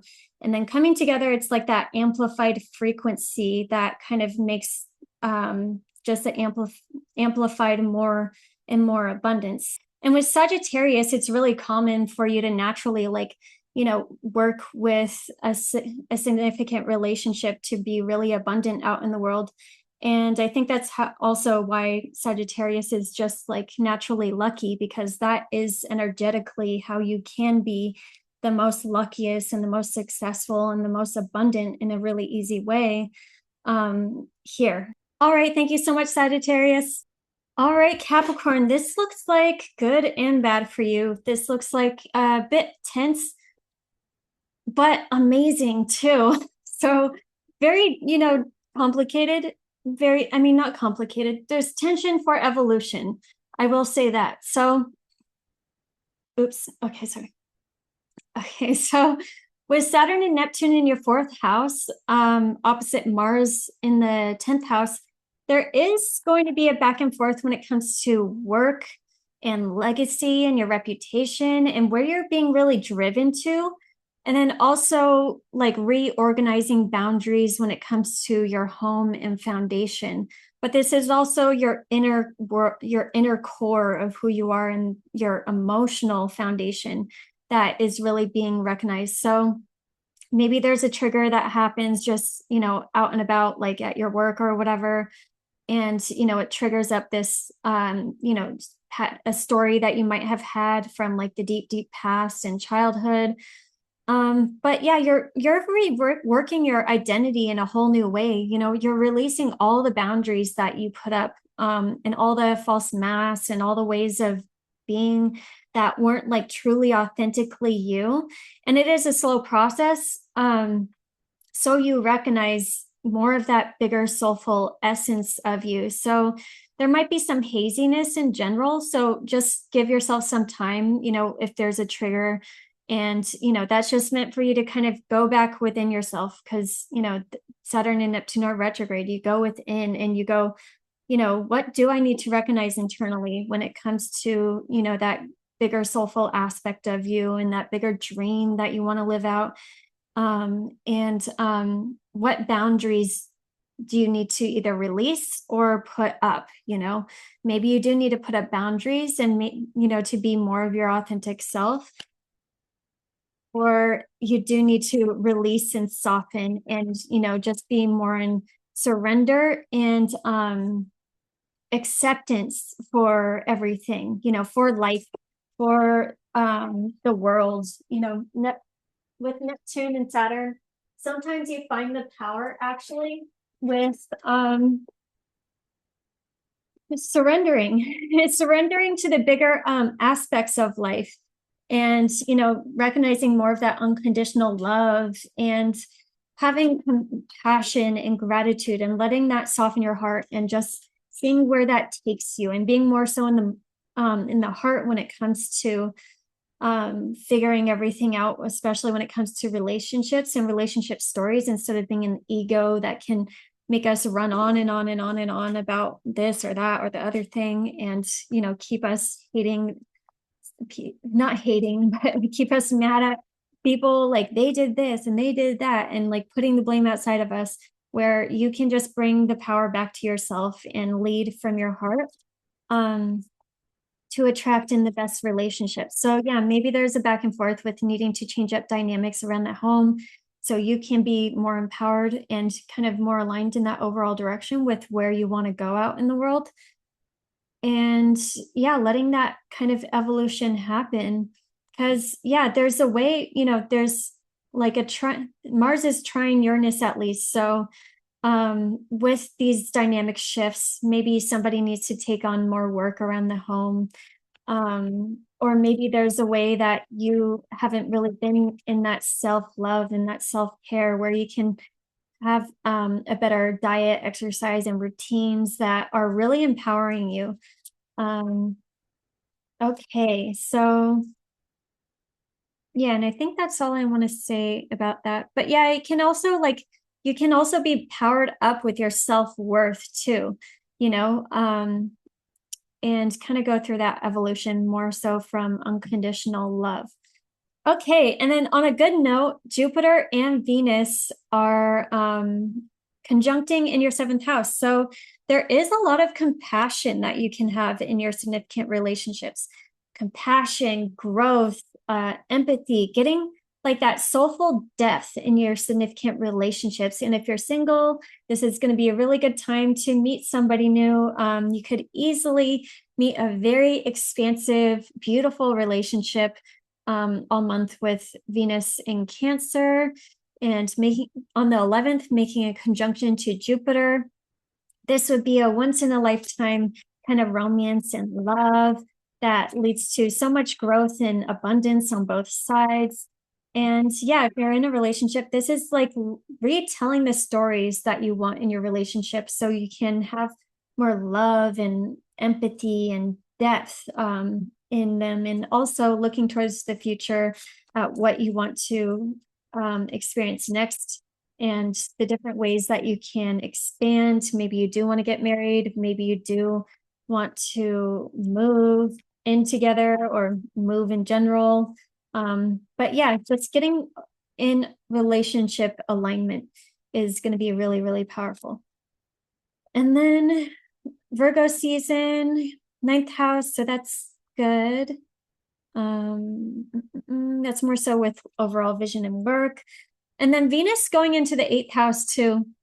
With this Mercury retrograde and Mercury going direct, you've had those tough conversations.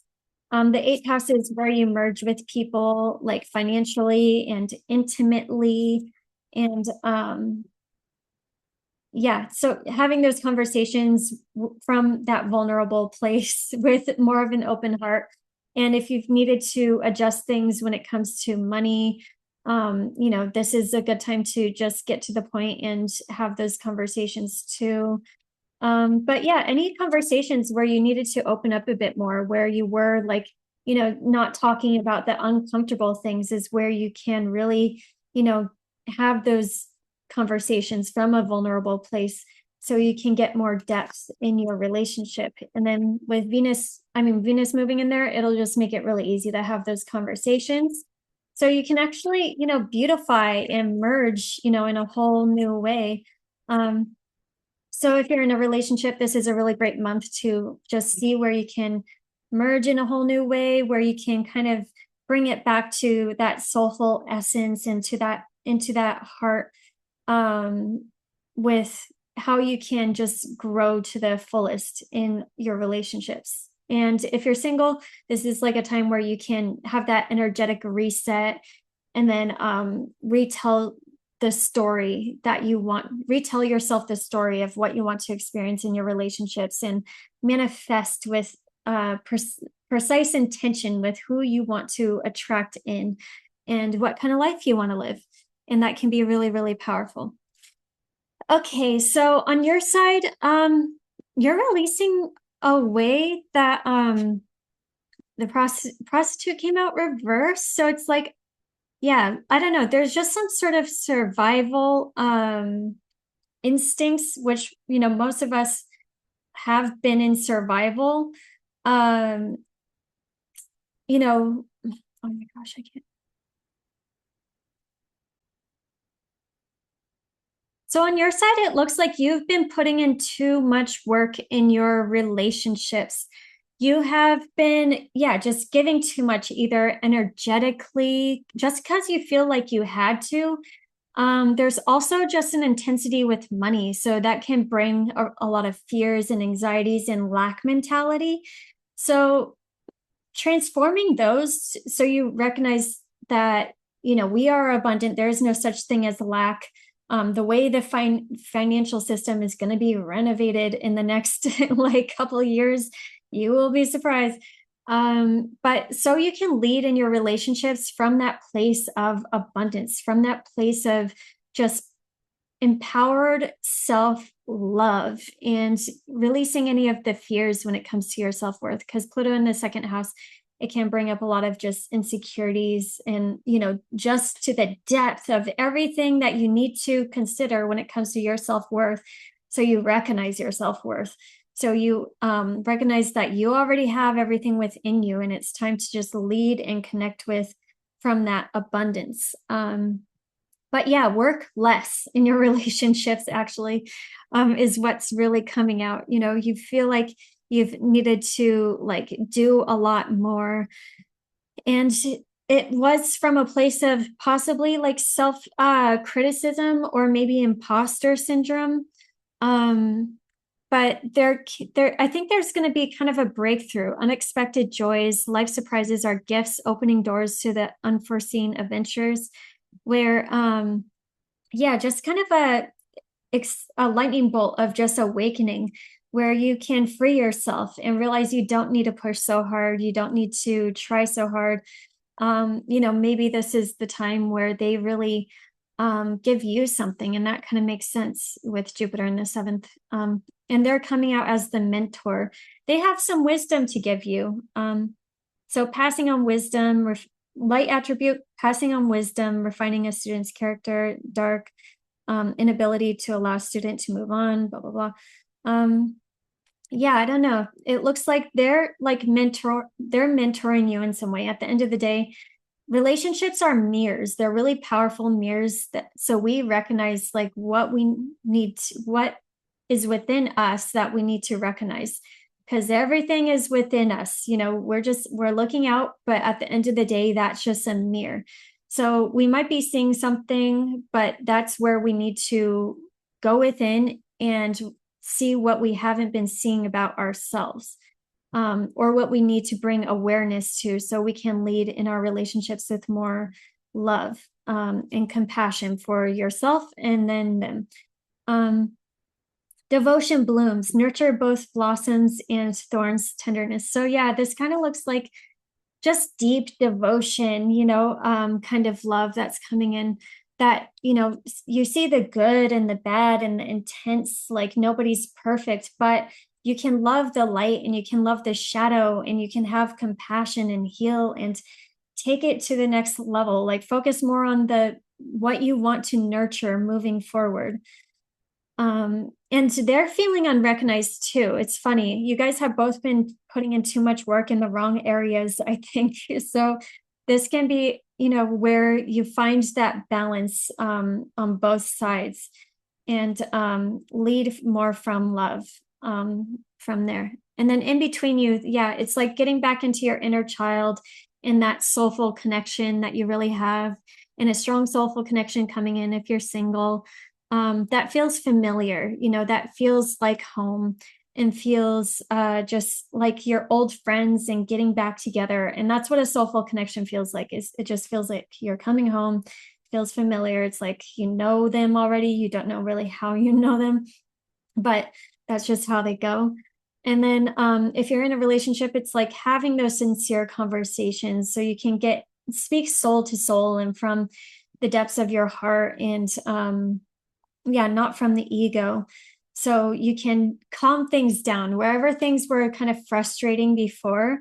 It's like, yeah, maybe there was, bad news or something, or maybe there was an impulse decision, or some frustration, but it's like recognizing the steam that kind of needed to just come up anyway, so you can remember and get back into what you cherish about each other, and getting more so into the heart. And yeah, this is a Scorpio card too. So it's like recognizing not all relationships are perfect. You enjoy the good and the bad, and then it just makes the good moments even more beautiful if you decide to focus on those.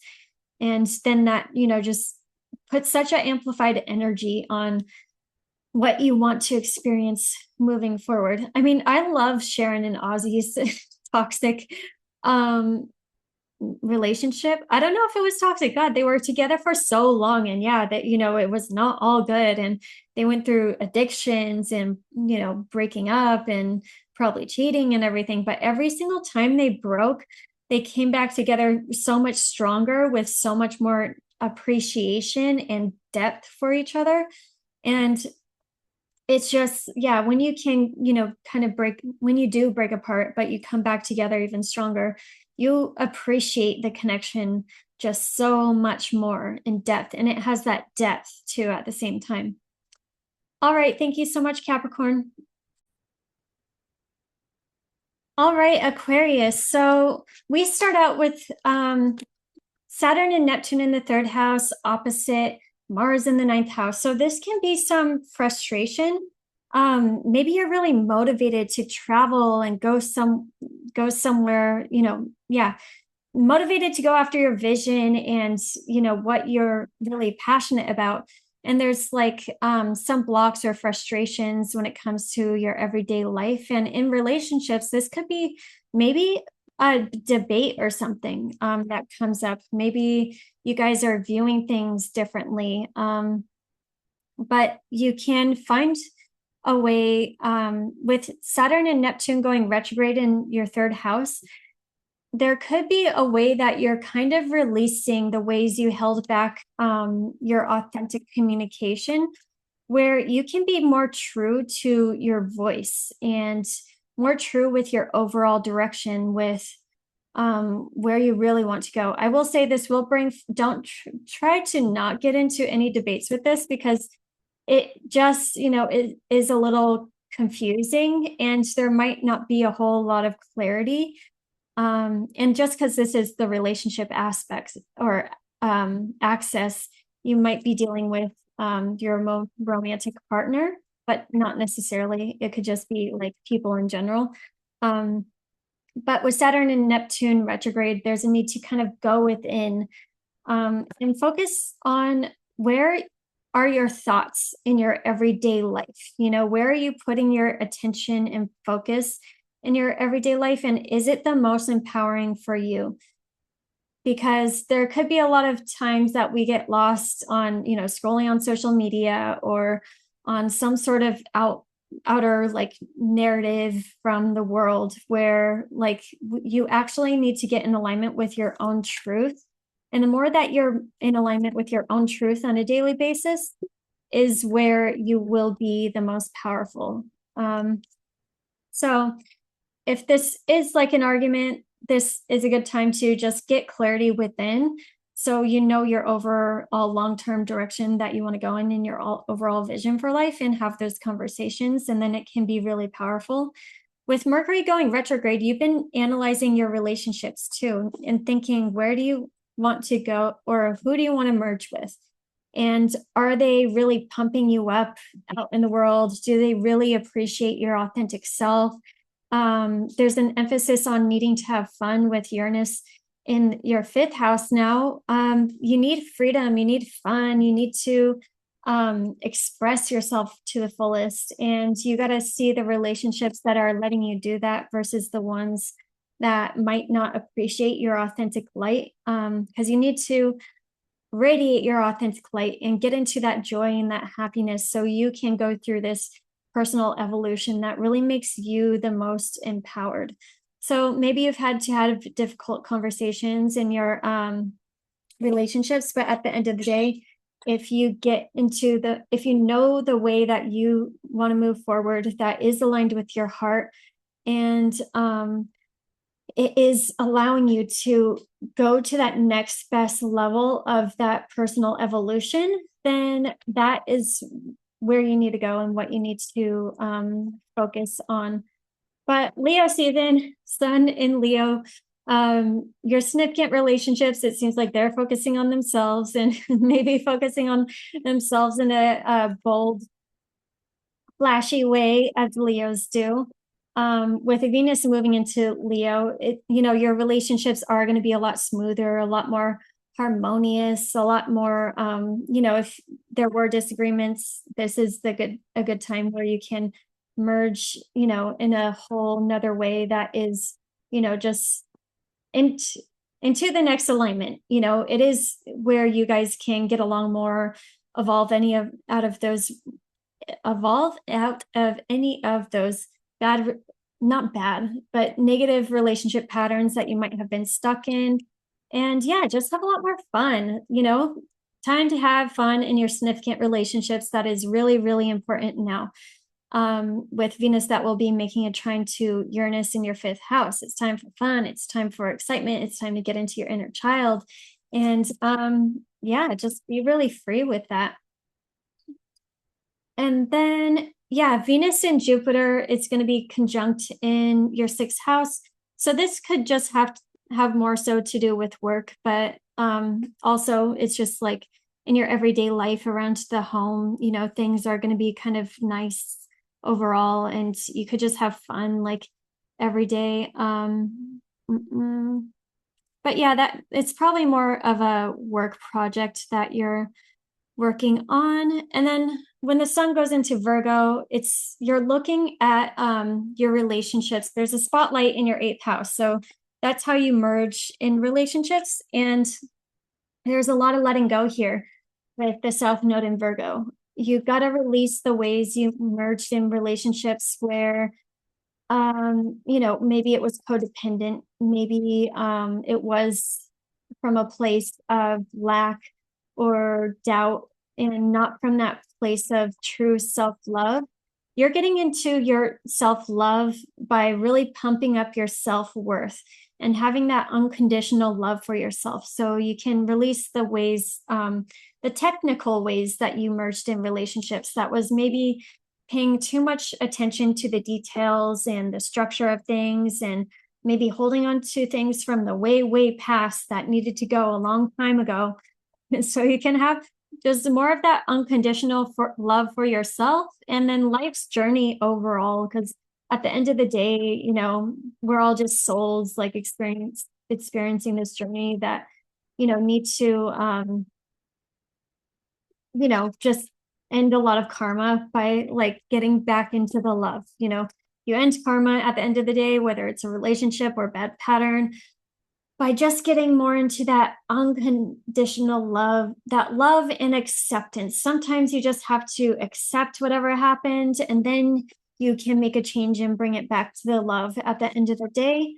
But yeah, this would be releasing any ways that you held on too tightly in relationships, the ways you needed to know the future too long term, where you got to bring it back into the present moment and be your more more of your flow with where you're going next, because you have a big mission with Pluto in your first house, and you got to be on that soulful ride and not hang on to any relationship too tightly if it's not working out, or even if it's like not destined, because like relationships are destined, with Pluto in the first house. Okay.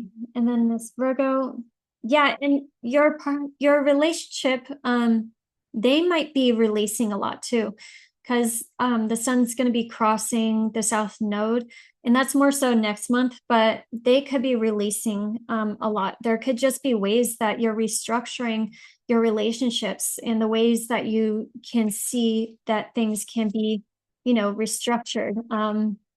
In the eighth house, it's how can you merge in a way that is more from that unconditional love, and having those vulnerable conversations and not ignoring what needed to be talked about financially or intimately, or whatever way, so you can come back together in a healthier way. Yeah, this looks like you're majorly evolving out of karma this month, because the devil came out reversed in between you.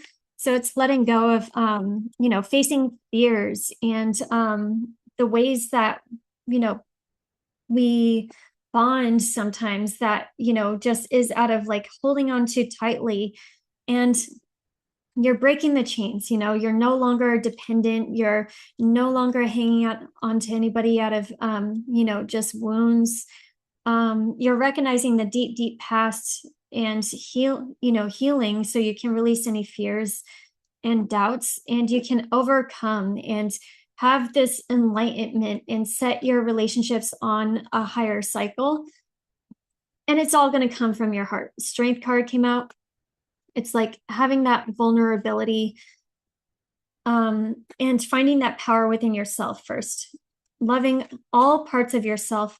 With the eighth house is where you recognize your shadows, and where you dimmed your light, and where you dimmed part of yourself down, because you're like, that's not acceptable to society. That's like, I got to be differently if I want to be loved. I have to put on a mask. You just enforce more of your ego, where this is like resurrecting all of that stuff, so you can have that unconditional self-love, so you can magnetize in really strong soulmate connections that are unconditionally loving.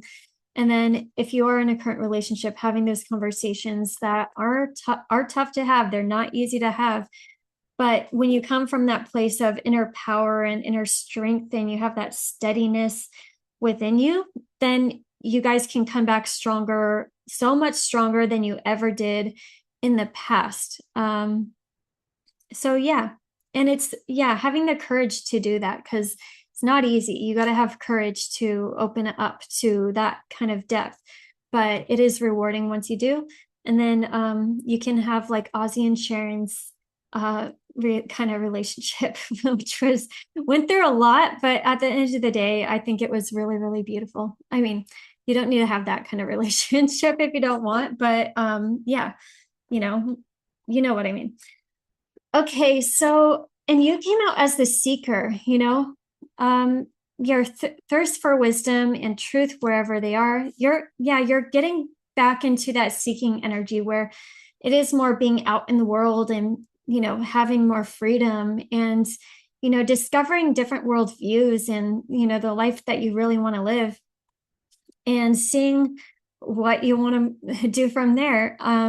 Let's see, it says celestial grace. In special moments, feel the blessed touch of the divine guiding your path. Yeah, you are being divinely guided in a big way. And the more that you can always tune in, you will know. And then Three of Cups came out. Delight, joyful occasion, satisfaction, reunion. Yeah, it's all about happy times and connecting with friends and everything, but also finding that fun in your relationship again. It's really, really important for you to be connecting with people that you can have fun with, that you go out and you have the same interests and the same hobbies, and you're excited about it. And on their side, it looks like Advocate came out, but Advocate came out reversed. So light attribute inspires you to put compassion into action. Shadow, embracing negative causes or committing to causes for personal gain.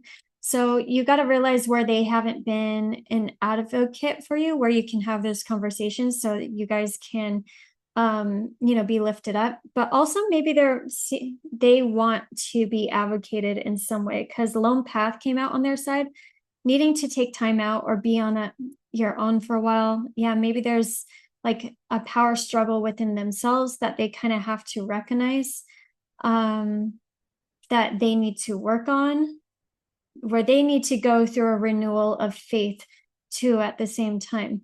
Let me pull some more cards in between. So it's important for you. It looks like you want to have fun. You're kind of getting in tune with your soul and what's really meant for you. Yeah, there's just a lack of communication.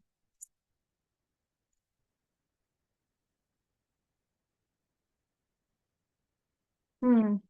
There's things that can be more solid moving forward.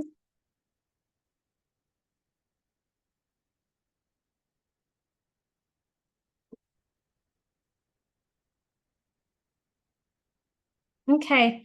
Yeah, it looks like this is a strong soulmate connection, potentially. Um, but it needs to be like grounded in some way, and there's ideas that maybe both of you have about certain things. And it's all about kind of getting on the same page and finding that way that you guys can authentically reconnect. That is more so from that place of harmony and harvest and prosperity and wealth and happiness, and more from that secure home and more from that stability and wanting to create a really solid life and a really solid equal partnership. But there's things that weren't really talked about. It looks like there's a way your relationship can be balanced out that makes you both feel very satisfied and very prosperous, and where you guys can kind of release the old in a really big way, because you just personally are going through a major evolution into this new era, and it is very slow moving, and you're not going to be fully like even aware and recognizing where you're going. But you will recognize where you're going with, the relationships and everything that you feel fun with and alive with and excited about, and you're trusting your inner world and having faith with that. But there will be relationships that you are, you maybe need to let go of, because maybe they're leading you in the wrong direction. And it's not a failure if you have to let go of a relationship. Sometimes, relationships come in for, just a season. Sometimes they're in there for a lifetime, but it's not a failure, at the end of the day. Like, strong connections want to come in with the Four of Wands that came out strong, really high level soulmate connections that bring harmony and balance. And you just got to let go of the ones that, that played their time out.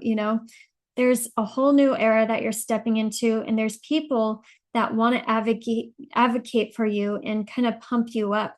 But it's all about having those conversations and seeing who's really on your side and who you need to let go of, because there are relationships that are on your side that you can merge with in a way stronger way after those vulnerable conversations. And then there's ones that, are lacking. They're just not going in the same direction as you are. All right. Thank you so much, Aquarius. Hi, Pisces. So let's see what's going on for you in love in August. So we do have a little bit of tension, or, it's kind of a lot of tension, like Saturn, Neptune, Mars opposite Saturn, Neptune. That's not the most comfortable position. And this will trigger those deeper things when it comes to relationships. There's a need to find more balance. And, this could be kind of a bit of a pressure cooker here, just so you really, face the things that needed to be talked about in your relationship. And this could just be internally. It could have to do with those deeper wounds of, self-worth, And then at the same time, like, really listening to your inner self with how you want to build a more solid foundation moving forward. But also the eighth house just has to deal with insecurities and shame and guilt. And sometimes, where we push down the things that we don't want to talk about because of shame or guilt or, not wanting to be vulnerable. So this is going to be a really good time to open up and have those conversations in your relationship from that evolved perspective of your self-worth. You're stepping into your self-worth in a whole new way now with Saturn and Neptune going retrograde in the second house. And it's like you're softening and peeling back the layers to more of who you truly are and more of your empowerment in the ways that you can feel more empowered in with being vulnerable and with having an open heart. So I really, really love this, even though it's a little bit of intensity, but it will ultimately, dig up anything that needed to be digged up so you can, have a deeper connection and a wide open heart moving forward. And this can bring up money matters too that need to be talked about so there can be more balance. Because the eighth house is where we merge psychologically, intimately, and just in all aspects, mind, body, spirit. So if you need to talk about the things, this is going to be, wait for a little bit of clarity, a little bit after Mars is opposite Mars and Neptune. And then you will kind of get more of that internal clarity of how you can have these deeper conversations without like holding them in. Like maybe write yourself a letter or something so you can really go through that internal process about how you're really feeling. Because the eighth house, sometimes things can be very like hidden even with how we're feeling, and it just uncovers like what has been very deeply suppressed. But whatever, but it's time to come up now. But it will be very healing and it will be very liberating because we have this nice trine, overall, which is releasing the past, shaking things loose when it comes to the past and those deeper stories and limiting stories from the past. So you can have this full-on transformation. And then let's see, what else do we have going on? Oh, I do love Venus conjunct Jupiter in your fifth house. So this is going to be really, really, really nice. If you're single, this is the day to manifest. It's on the 11th. This is going to be the day to manifest your ideal relationship. Because Jupiter is expanding here and it's expanding your heart. It's bringing you more love and compassion and empathy for yourself. And then, also releasing of the past relationships.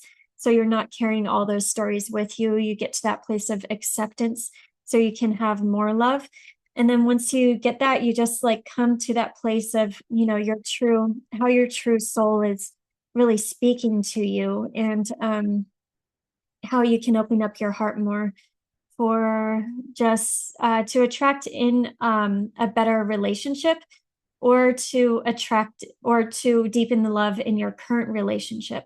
There's the next level of love that can definitely happen here. And it's just really lucky, maybe you plan a trip with your significant other. Maybe you go on, vacation. Maybe you just look towards the future and see how you can, bond more from a place of excitement and love and, fun and enjoyment. But whatever you're really, getting, whatever expansion you're finding here, it's making a trend to you. So you're personally finding a lot of just personal growth and evolution with that. And if a relationship comes into your life around this time, it could definitely be a very significant relationship that helps you go towards your personal growth and evolution. Could also be a bunch of creative business ideas and just or a boost of your personal self-expression, because when you go towards more of what's fun and what makes you excited, it kind of boosts up your natural charisma. So that kind of makes you show up better out in the world too. And then Virgo season, yep, there's going to be a spotlight on your relationships. And with the South Node here, there is like an aspect that you're releasing when it comes to your relationships. Either it's a relationship dynamics, you want to be in relationships from that place of unconditional love, and then see who, and being on your own, personal trajectory, and see who's aligning with that, who's just kind of almost at the, at the on the same frequency. So there's just this natural synergy, and things can kind of move in the right direction.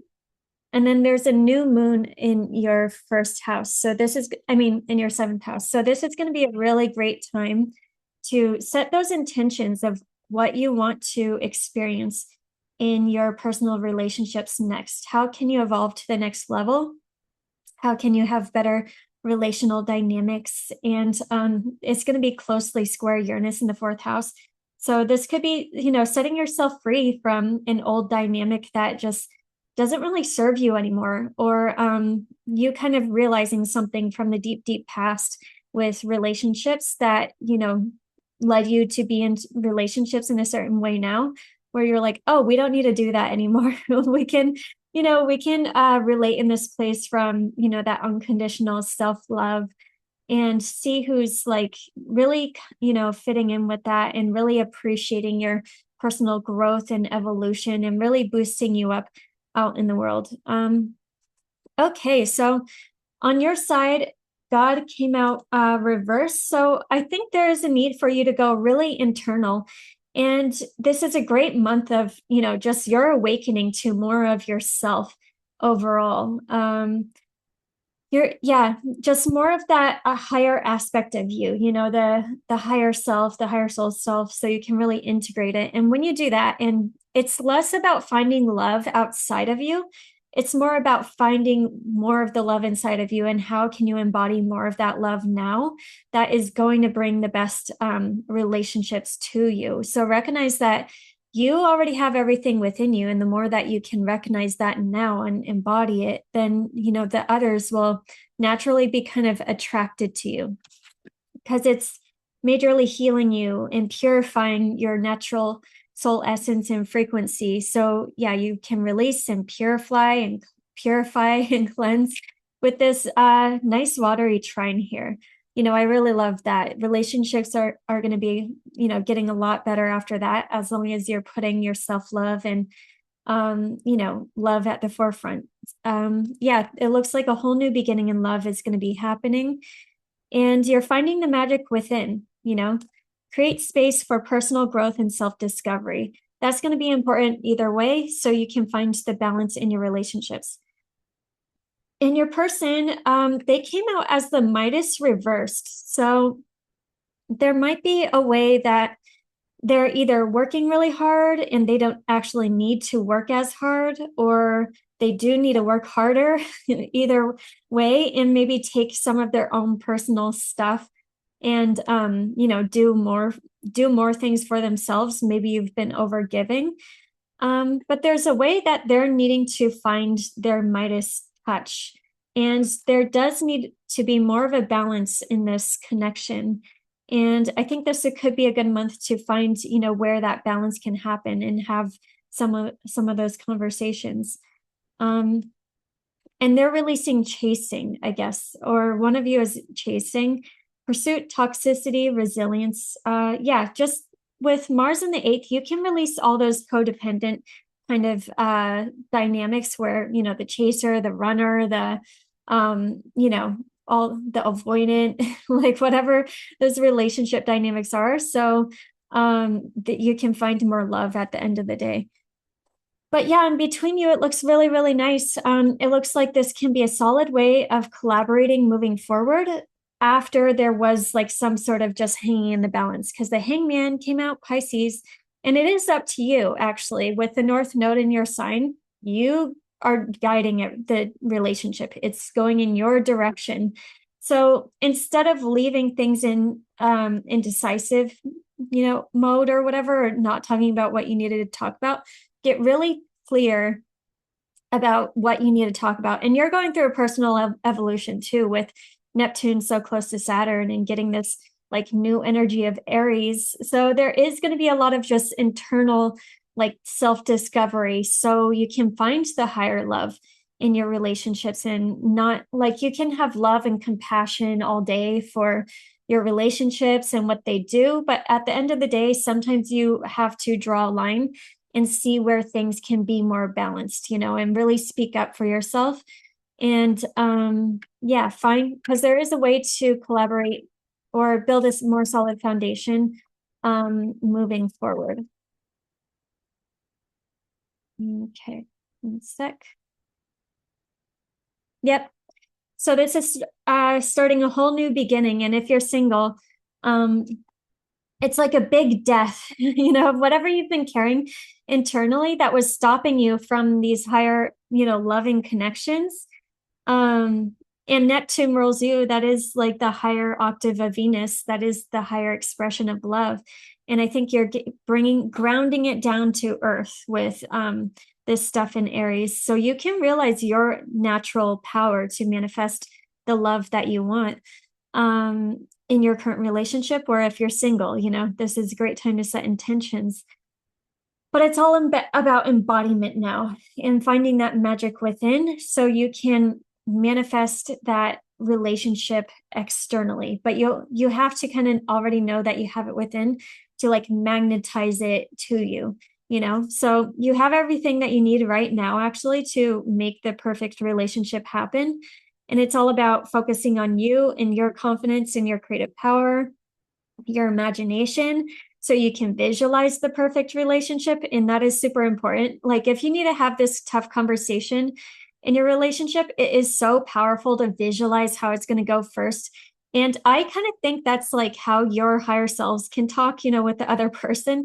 So, but it just makes it go so much smoother and so much easier, instead of where it would normally be dramatic or frustrating. It can actually just be really, really smooth. But yeah, either way, you are manifesting the best relationships. And I suggest, yeah, I don't know. This is a really good month for manifestation overall. All right. Thank you so much, Pisces. Hi, Aries. Okay. So let's get into what's coming up for you in love in August. So it's a little bit tense for you, Aries, because we have Saturn and Neptune in your sign opposite Mars in the house of relationships. So this is directly, even though this is the relationship axis, this is directly affecting you in your relationships. So in any significant relationship, and this could be business, this could be romantic, this could be clients, any close one-on-one relationship. But this is showing you how you can evolve in your relationships. With Saturn and Neptune in your first house, you're, in the retrograde, you're going internal to really see how you're personally evolving to that next level of you. How can you step more into that higher version of yourself with your relationships and just in life? Because when Saturn and Neptune, or Saturn alone, when Saturn's in your first house, you're taking life really seriously. You're taking a look at what you need, what responsibilities you need to take on, and what structures you need to take on so you can build that best life possible. And you might need to set some boundaries with past relationships or where you're dedicating your time and your energy. So with Neptune, you can easily step into that higher version of yourself, and you can take what you're dreaming about your life and visualizing about your life really seriously, because you can make it happen with Neptune in the first house. You're meant to do big things. You are meant to dream really big and go after those dreams. But you need to make a plan and really be able to see it in yourself first before you really can, self-actualize it. So this might be this might be frustrating when it comes to a certain relationship, but it is good to take a beat, to really reflect, like go inward first instead of like maybe lashing out, even though Aries, you're just going to do it anyway. Not always, but especially since your ruler is in Libra, so there is more consideration for the other person, and maybe being a little bit passive first before you really, hash things out and you just weigh out the options with what's going on both sides. So, but with Saturn and Neptune in your first house, go internal. What does that bigger vision of your life look like? What does your ideal relationship look like? What does, your ideal home look like even? Because there's a lot of expansion with home right now. So you can get clear about that and then manifest it into your reality. You're a really, really, really powerful manifester with Neptune in the first. So it's time to, you know, exercise that muscle of imagination and visualization, because it does get hard to imagine if you don't exercise that muscle. It is like a muscle of you connecting to your higher self more as much as you can, so you know where to go next. You don't need to look outside for the plans in the current structures or what everybody else is doing. You just need to go internal and really decide what you want to do, and where you're intuitively being called towards, and then that can set you on the best path to create your best life. And especially with relationships, I feel like when there's frustrations with relationships, it is always powerful to go within and kind of imagine how you want it to be resolved before you really you know go external first, because I feel like that's just sets up a higher level of how you can figure out any conflict and how you can be on a more solid note moving forward with in it, and be like so much more bonded to your significant other moving forward. And I do think I don't know, I feel like it works out so smooth when you do it that way, because it's like I feel like your higher selves are talking almost. So like you go into that that discussion with your significant other, and it's like you already rehearsed it before, and it just kind of goes smoothly, even if you have to talk about like the more uncomfortable things, which might be the case since Mars rules your eighth house too, which is how you merge with people financially and sexually, intimately, emotionally. So talk about all the things and really hash it out once you're clear about what you want. Okay, some of these. But yeah, you're the pioneer. You came out as the pioneer. So you are listening to that lightning bolt of the new, and new ways of embodying yourself. You're discovering new passions, new ways of creating and new ways of being someone you have never been before, and you get to be whoever you want to be. You want to visualize that highest version of yourself and what kind of relationships they have, and you just got to be that every single day, so you can start manifesting it now. And they're coming out as the child wounded. So there might be some wounds on their side. And sometimes when people are, in wounded energy, sometimes they deal with relationships in not the best way. So this is the perfect time to kind of evolve out of any of those previous cycles where either party was acting from that wounded place instead of that elevated place of more like love and compassion and wanting the best for everyone. But yeah, there's a way that, yeah, you're going back to rehash something about some sort of past issue that needed to be resolved. So because it's time, because the judgment came out, because there's a rebirth, there's growth in a new direction that you're being pushed into. And this is the transition period. It's kind of like you're in the middle of like stepping into that next chapter, into that bigger version of you. You're doing it fully like next February, but you're ending the past like karmic situations when it has to do with relationships, because it's time, it's done. You're stepping into that bigger new version of you. and you're having the rebirth. You learned all the lessons that you needed to learn, especially when it comes to relationships. So you can listen to that calling within you and step higher, because ecstasy came out, but it came out reverse. So ecstasy reverse is like chasing thrills, and it could be cheap thrills, where you're not taking the long term into consideration. With Saturn in the first house, you want to be chasing the long term satisfaction right now. So sometimes when that happens, you got to push off the short term excitement, so you can really set up that long-term excitement of what you want in the long term. But at the same time, I think you're, getting that ecstasy back on, because there's new inspiration, there's new excitement, there's new ways of being out in the world that you're excited to like test out. And that's really important too.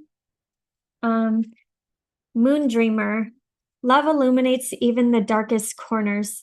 So yeah, notice that like love, I think, as long as you lead from love in these relationships. Oh my gosh, I didn't even talk about the rest of the transits. I was doing the cards. Okay, wait. So Mercury direct, you have reevaluated love with Mercury and Leo. You've figured out how you can step more into love. How can you lead more of your heart and more of that unconditional love for yourself first, so you can radiate it out in the right relationships that are boosting you up with that self-love too. This could have been you also finding your self-expression and your fun. And when you go towards like whatever's fun to you and those exciting things, that naturally builds up your charisma, so you can show up out in the world in a bit bigger and better way.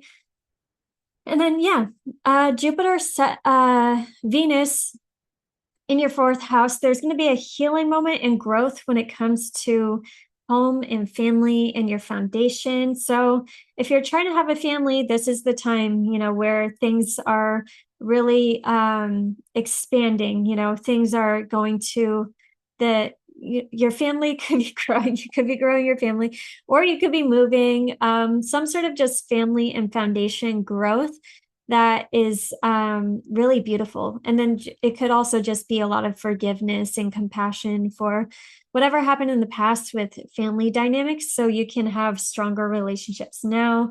It looks like a really, really good time with relationships. And then Virgo season. Okay. Oh yeah. Also Venus rules your relationships house. So your significant other could be focusing more on home and family too, or just doing really, really abundant. And then what else was I going to say? Oh yeah, if you're single, you can meet maybe somebody just out and about in the community or really close by. And then let's see. New moon, that's more so about work. Venus going into Leo. Oh yeah, Venus going into Leo. So this is going to be a really nice boost of love, fun, enjoyment. So after this reevaluation with love and relationships and dating, and maybe there was miscommunication in dating, you're coming back and things are nice. You know what you want now, and you're going to have more love, more enjoyment, the romance that you want. This is also a really great time if you're single to really manifest in a significant relationship. And after Venus was just like expanded abundantly with Jupiter, I think this could be a very abundant relationship. Okay. So let's do the cards. Okay, so yeah, it does look like they want commitment. Whoever you're dealing with, they do want commitment. The Hierophant, they're thinking about home and foundation, kind of makes sense since they're like in that area of home. And there's some sort of leap that they want to take with the Fool that came out. They're noticing this new beginning and this potential. They could be extremely optimistic with Venus conjunct Jupiter about the future and growth and where you can go and everything.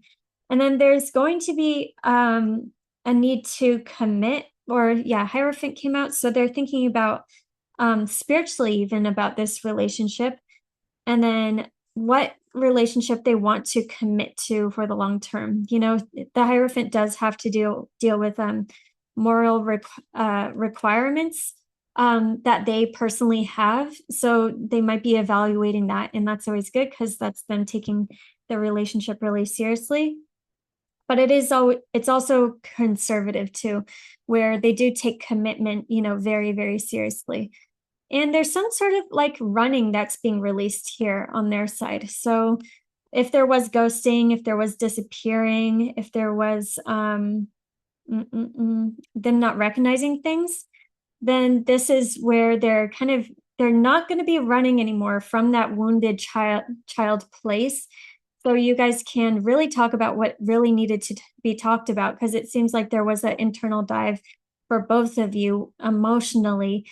So you can find the love again and release any past disappointments. It definitely looks like in between you, the Five of Cups came out reverse. So that is more hope and opportunities and love coming in. And an old love might be coming back, but it's, good news actually. Either way, if you come to that place of acceptance and more self-love for yourself, then it's good. And if it comes back and starts, if it's a relationship that actually gets really solid after this, then I think that's really good too. But yeah, it will be kind of slow moving with the Seven of Pentacles. It's kind of like patience, press, perseverance. Like you got to see where you're planting the seeds for the long term. Saturn rewards things going nice, slow, and steady, and not like jumping in too fast, even though it's an Aries and it wants to. You definitely want to like build slow and steady and plan, for the long term. And then, yeah, there's going to be just an emotional message from you or them. It looks like, kind of like this emotional fulfillment coming in also. And for the single ones, new lover, new experiences, also listening to your intuition with what you want. Following your excitement and your intuition can also lead you to love for the ones that are single. All right. Thank you so much, Aries. Hi, Taurus. So let's see what's going on for you in love in August. So Mars is opposite Saturn and Neptune in the 12th house. So this might just be internal stuff that you do with relationships. It could bring up something that was like hidden that you never really saw before, like either a dynamic that you've needed to grow and evolve out of. Because sometimes with the sixth house, well, yeah, 12th house, sixth house is where we evolve out of karma. So this can be subconscious karma where we've been limiting ourselves subconsciously. And then also, the sixth house is more so that external karma where we take on work and things that like in just bad cycles. The lower karma is always the lower cycles that don't feel good. It's cycles in life that we get stuck in that just lead to us being drained and kind of taken advantage of, or just kind of, yeah, just bad habits that maybe we learned from childhood or programming, or the millions of ways that we can get stuck in working too hard or just like creating our lives in a way that really doesn't serve us, where we can kind of have this massive release and personal evolution. Because with Saturn and Neptune in the 12th house, you're connecting to your higher self in a really strong way right now. It's like wherever there were blocks before, you just have more of that direct access, and your higher self is definitely guiding you in a certain direction. It's going to be really powerful to visualize and really connect to, that the kind of life that you really want to live, and the relationships that you really want to live. So this can help you bring some awareness, and then you get that connection to your higher self too, with how you can structure things, moving forward, and what, cycles or patterns or ways of being you can evolve out of for that highest love in the highest way that you can manifest in your relationships. There's also, this trying to Uranus in the second house. This could also just be a lightning bolt idea with work that actually sets you free, with easy abundance. And then, yeah, nice trine to Pluto. Um, nice Earth trine. So we'll go over that in August when I talk about August, but that looks more so like work opportunities. But I don't know. The 10th house is marriage too. So it's like you can show up.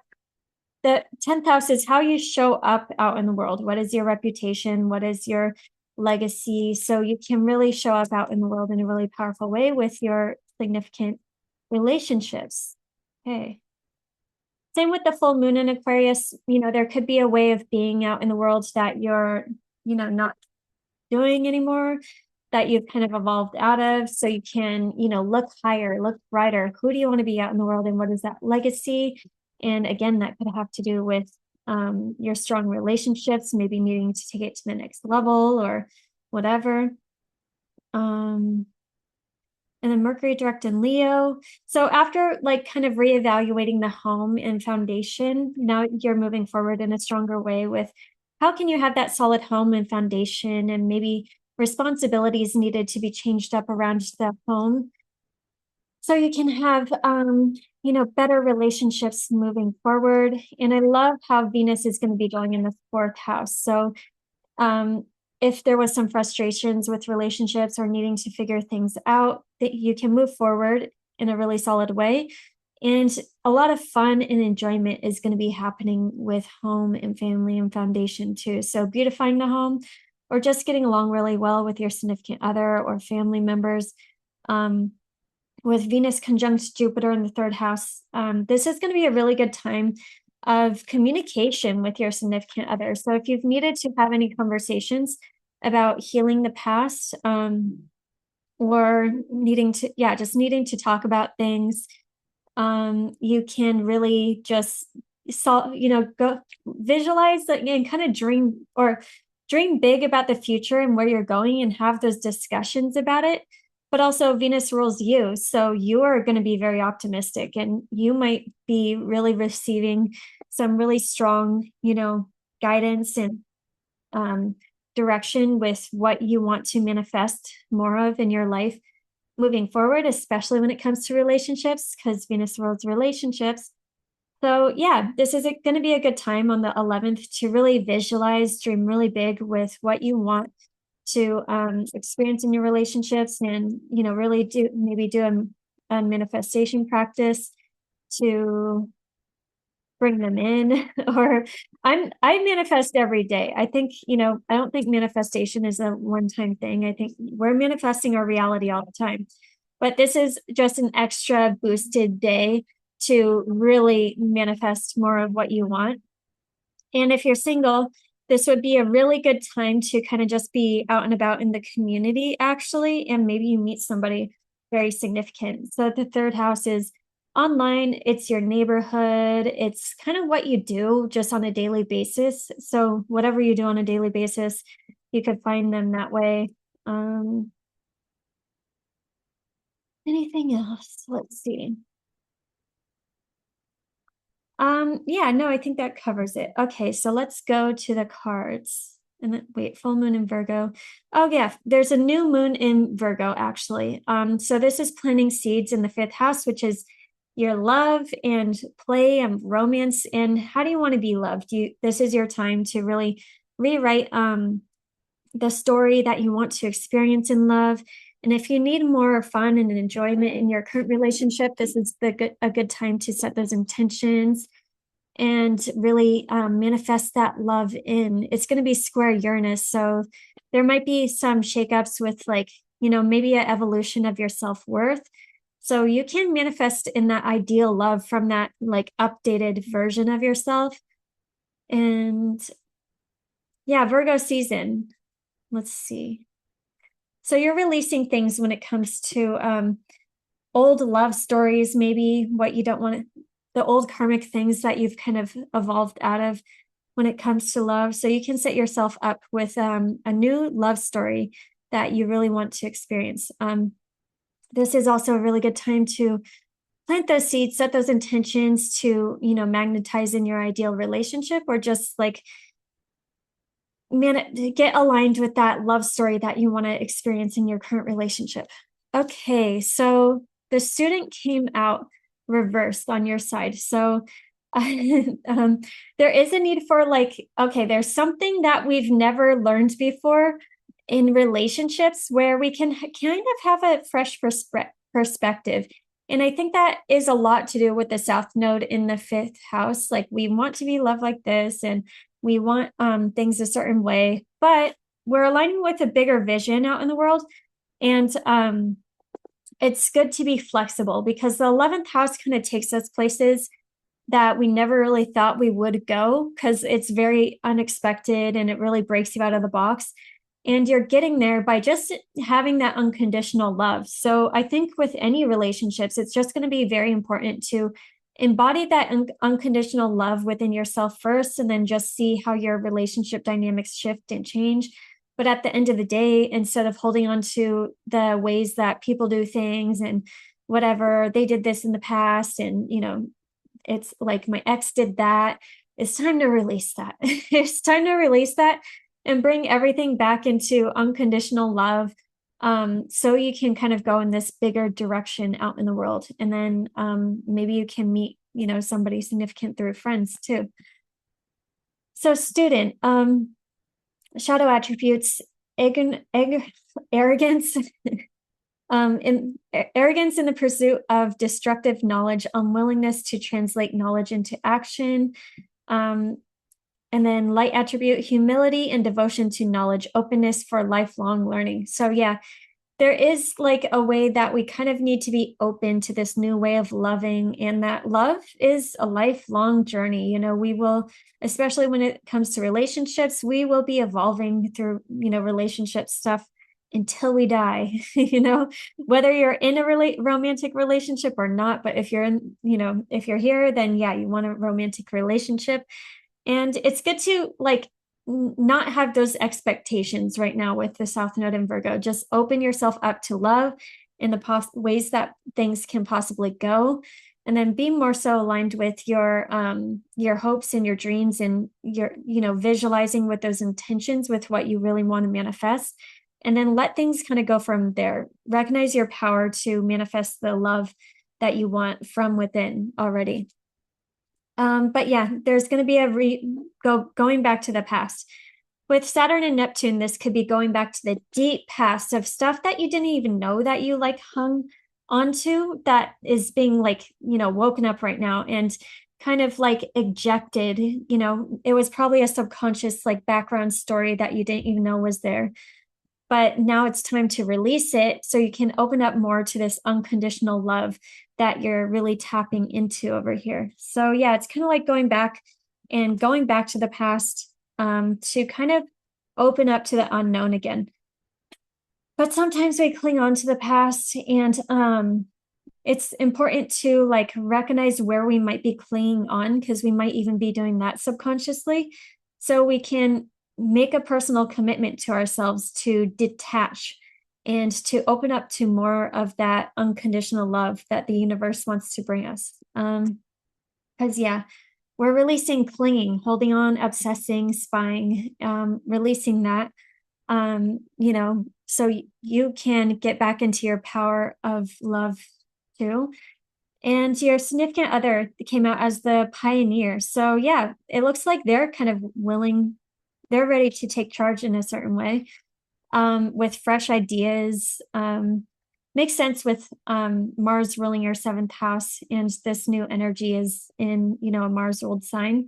So there's a new way that they might be acting. You know, they're stepping up.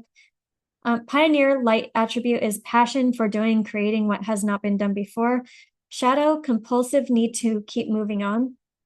So there's a pioneering way that they're possibly approaching love or life in general right now.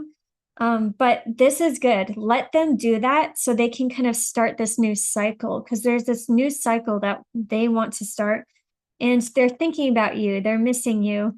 They're craving and desiring you. So maybe this is you pulling your energy back so you can magnetize them in, and that causes them to be thinking about you. Actually, this is kind of what that looks like, because there's this because yeah, there's a whole new cycle with the World card coming out on their side, where you're completing an old cycle so you can set up the new cycle and the new higher cycle when it comes to relationships with new goals and new success in mind. And yeah, just, you know, a lucky, abundant, exciting new beginning in this relationship.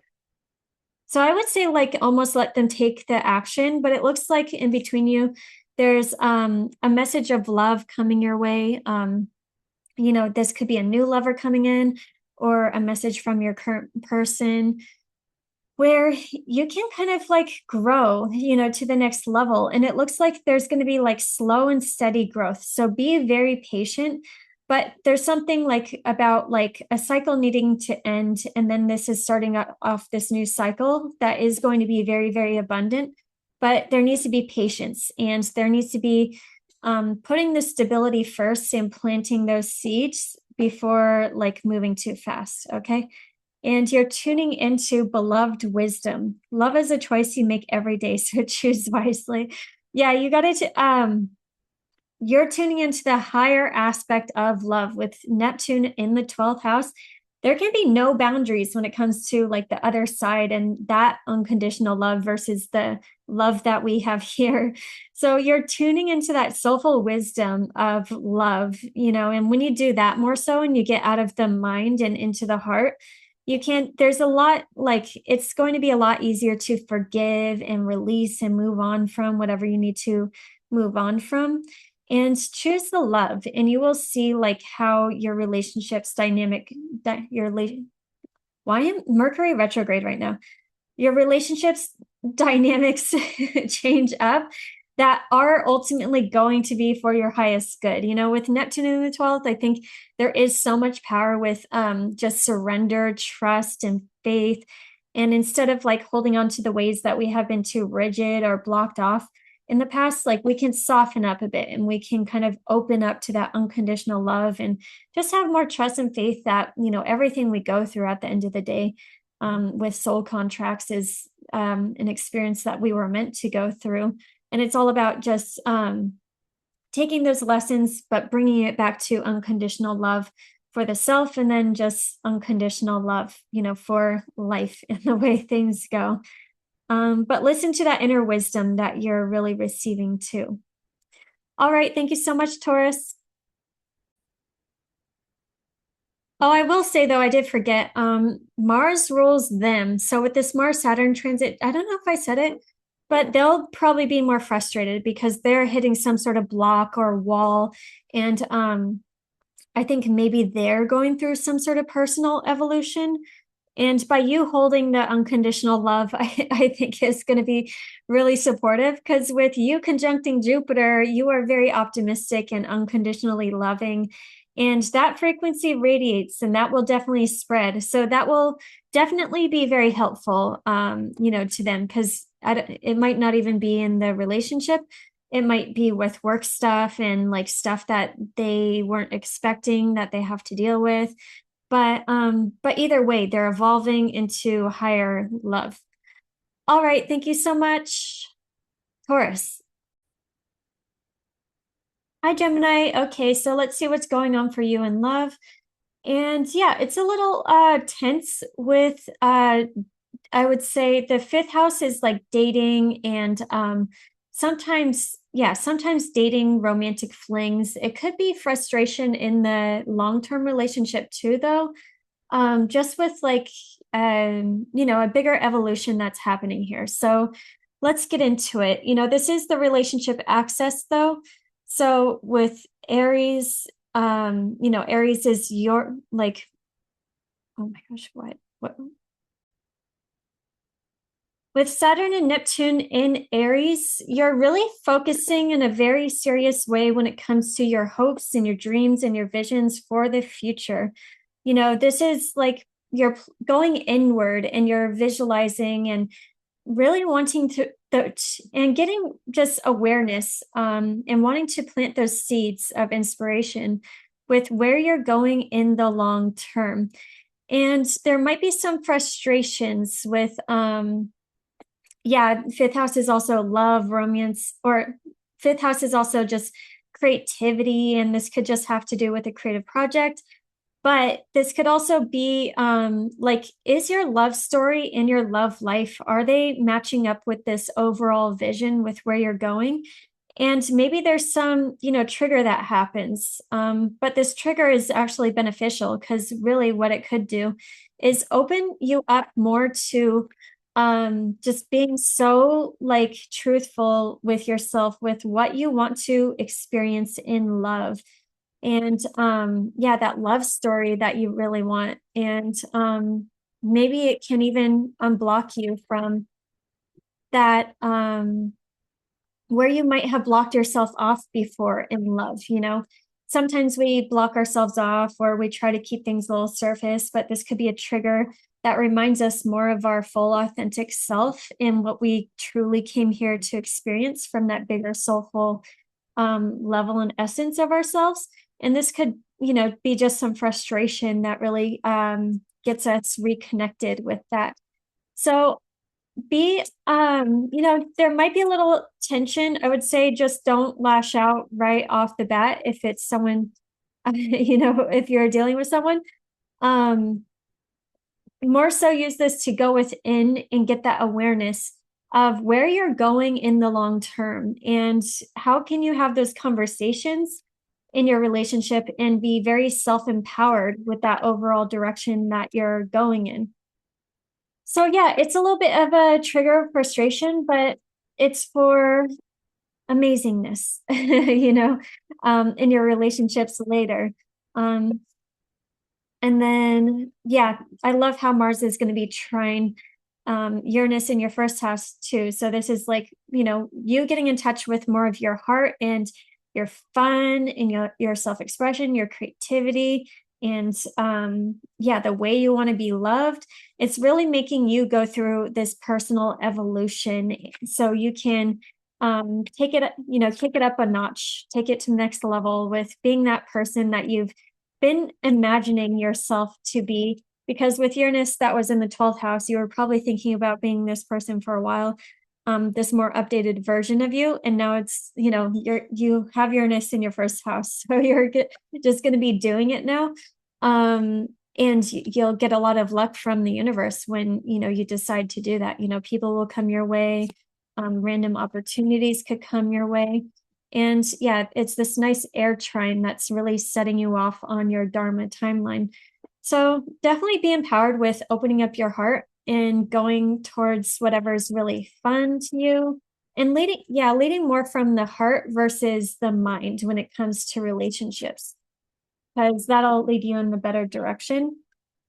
Sometimes we'll get into all these ego stories and tell ourselves certain things that keep us kind of in entanglements energetically, versus really just listening to your heart and what your heart really wants.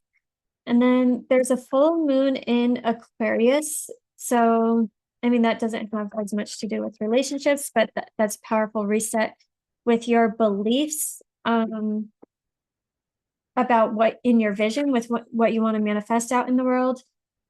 Mercury direct in Leo, that's more so with your mindset. Venus entering Leo, this is going to be a nice time to maybe meet somebody out and about, just in your community, online on dating apps. I suggest going towards your passions though, and then it'll probably be easier to meet them. But you're going to be very charismatic and optimistic and just charming, to get along with, with meeting people in general. So it's a great time to get out and date for the single Geminis.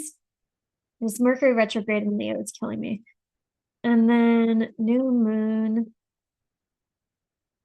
in Virgo.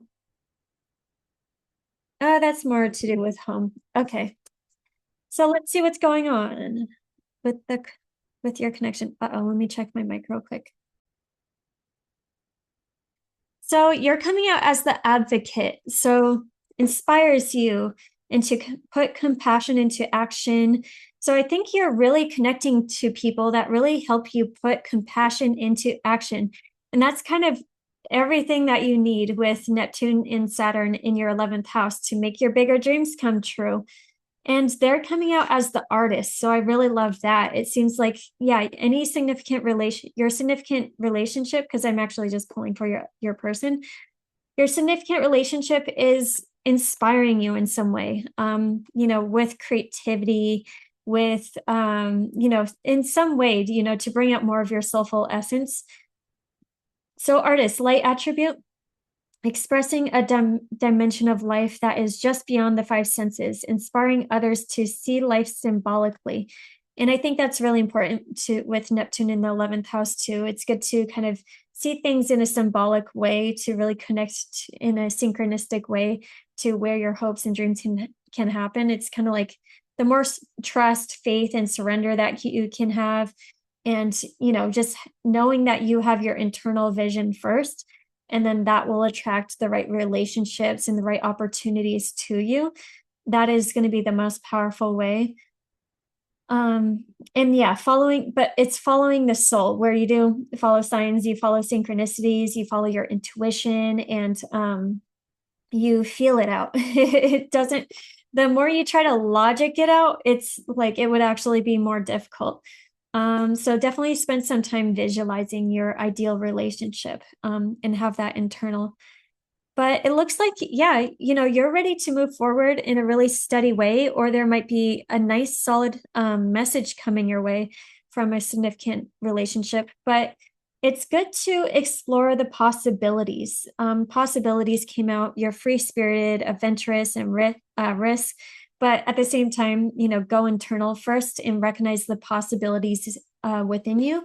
Then you'll see more possibilities externally. And they're coming out as hoping, expecting, faith, manifesting. They might be manifesting you. And it might be somebody coming back from the past, but there is something where they're getting realigned with themselves, where they are, where they were indecisive or careless in the past. They are, they're recognizing where they were careless and where like the change wasn't happening where it actually needed to happen. And so they're going to be changing for the better, so they can, rely more on that hope and that faith and going towards their manifestations. And in between you, emptiness echoes. In absence, feel the lonely spaces, yearning for comforting presence. Yeah, it seems like there's a separation here, for some of you, but this is a separation for divine timing. And timing came out, waiting, cycles, moments. And I think, there might even be like a feeling here, like you're feeling the connection before it actually does come in. So it's really important to get in touch with kind of what you're feeling, and to know that instead of leaning into the frustration, you can just go towards this unconditional love, because that's how the magic is going to happen with Neptune in the 11th house. And, you don't want them to come in too early anyway, because the Page of Wands came out too, like with the Knight of Wands, that is usually a very, immature energy. And that is somebody, yeah, like very creative, very inspiring and everything. But there is a need for them to be a little less impulsive and a little bit more mature. And at least it looks like they're evolving to the next level. There's the Page first, then the Knight. So at least they're there. But like you want them to come in when they're ready to treat you like the Nine of Pentacles. The Nine of Pentacles came out. So, and you got to hold up your self-worth too at the same time. So you're not, setting yourself off on a lower timeline just to, they do inspire you and everything, and they are very exciting, but you want to hold your ground and your self-worth and make them rise to your level and not lower it. So it looks like that's kind of what's going on. But in the meantime, this is a good time for you to get into your own vision with what you want for the future, and really take be patient with the seeds that are going to be planted. And then let me pull some cards.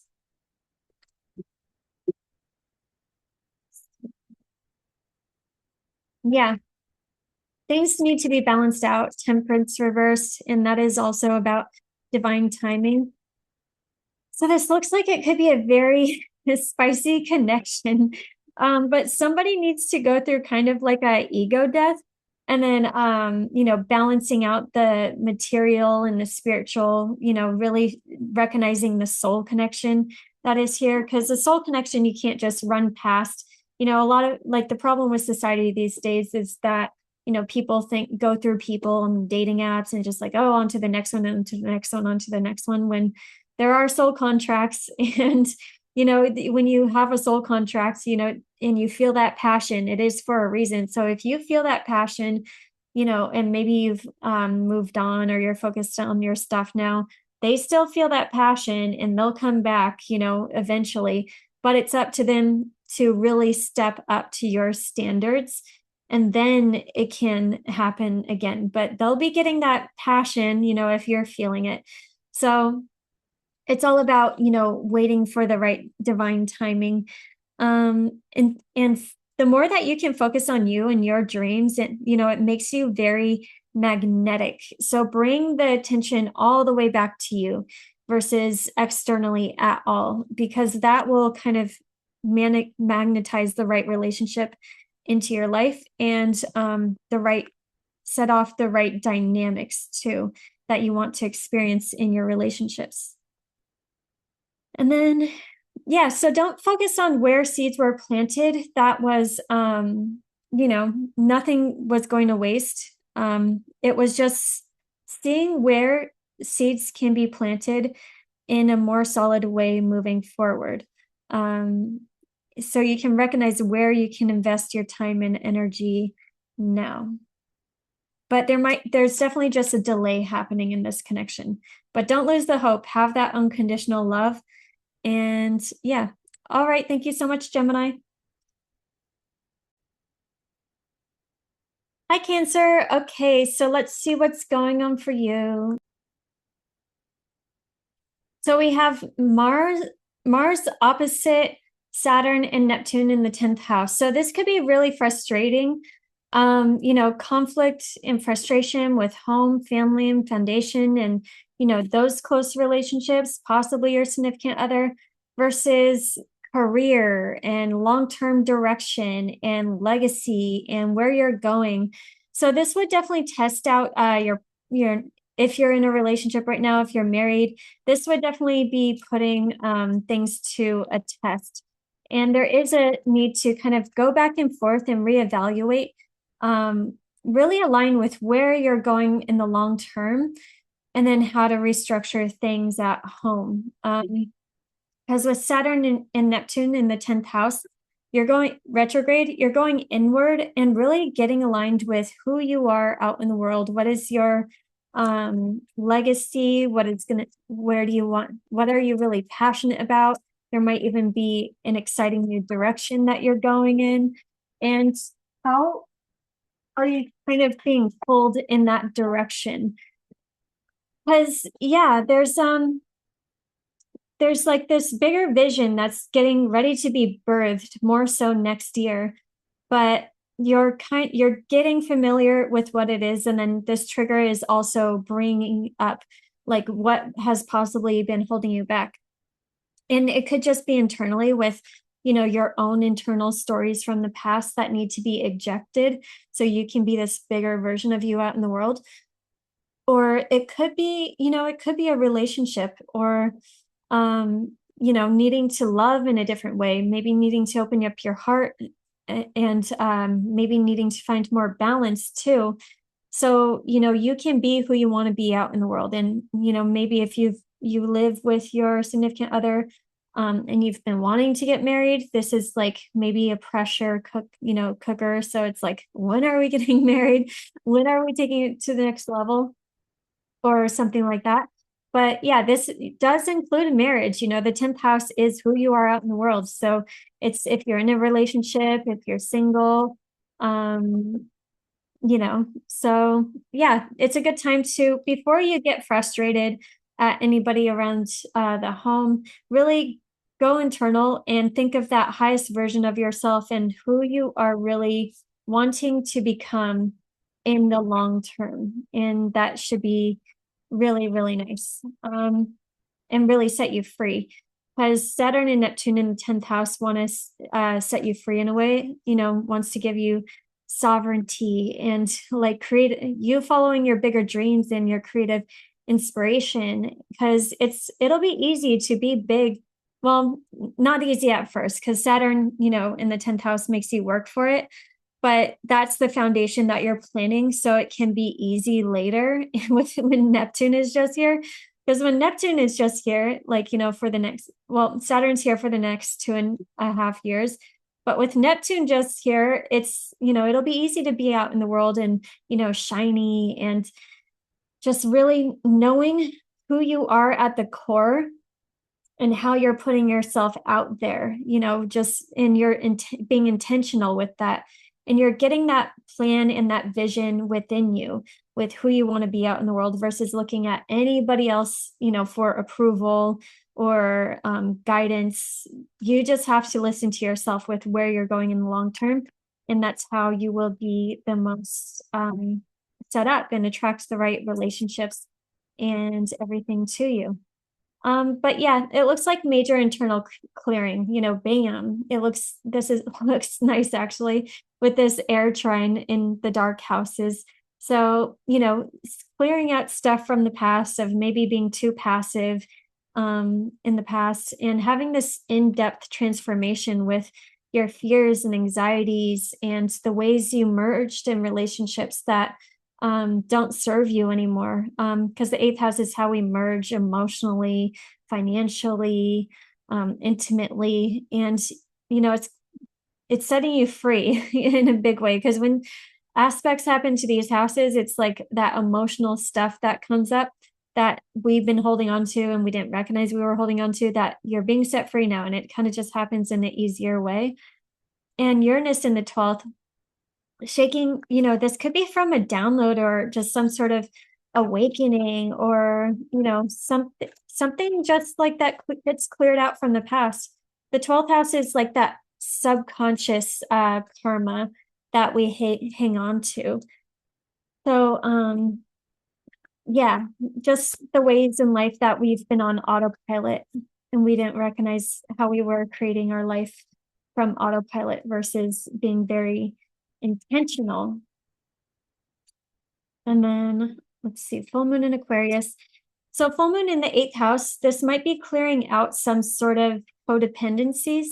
The 8th house, it could be, again, the release of the guilt and the shame and the reason why we stop ourselves from doing things out in the world and being bigger, but opening up where you can be more vulnerable in your relationships, where you can have more balance in the financial aspect or the emotional aspect or whatever aspect. But you got to have those deeper conversations. You have to be vulnerable. You have to open up your heart. You have to let them know what's really going on and see how you can go from there. And with Mercury, let's see, Mercury direct in your first house, that's more so with money, but this is also kind of nice with knowing your self-worth and moving forward with that, clearing out anything that had to do with lack or whatever. And this is the money one. This is the best one. So Jupiter and Venus in your first house. This is the ultimate manifestation point for your whole life. Because when aspects happen in the first house, it's kind of like your vision for your whole life. Where do you live? Who are you with? What do you do out in the world? And this is just amplifying that vision and those seeds that you want to plant for your future. And this is going to make you super, super magnetic to attract in, in ideal relationships. So it's going to be a good time to set those intentions. And maybe this is, around the time that you meet somebody new and they are very significant and they push you in this fated direction out in the world with it being closely trying the North Node in the 9th house, where you're more so on your Dharma timeline, you're more so aligned with, your worldview and philosophies and that bigger vision of what you want out in the world.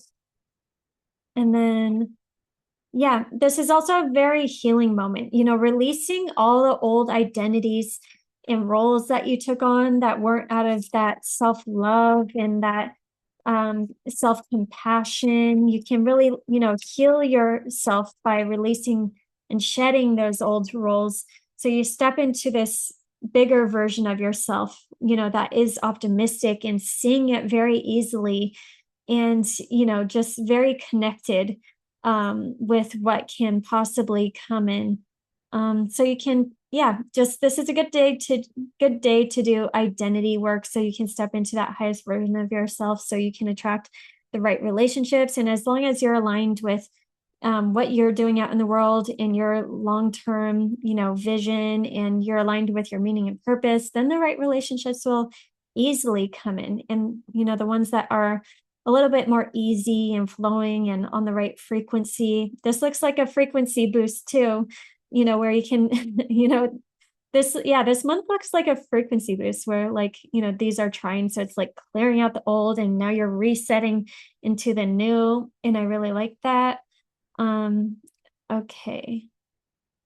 So if you're single, set those intentions to magnetize somebody in, magnetize them in very easily. And then if you're in a relationship, this is a good time to kind of look towards the future and, where can you go now? How can you explore and expand and have more fun in your relationship and know that vision that you want to manifest next in your relationship.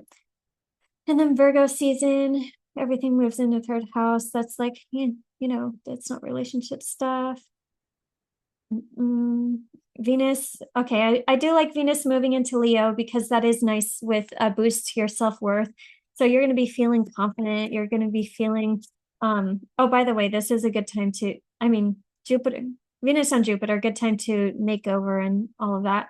But yeah, Venus in the second house, you might be spending more on yourself. You might just, be feeling good, boosting up your self-worth and your abundance and all of that.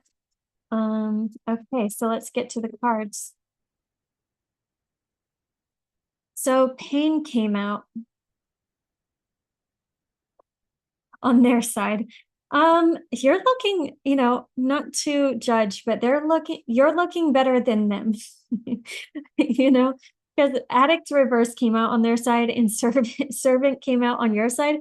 I mean, both aren't great, but so you're releasing servant tendencies. Servant when light is delight in serving others with a free and loving heart. Shadow uses the lack of money as an excuse to not move forward with life.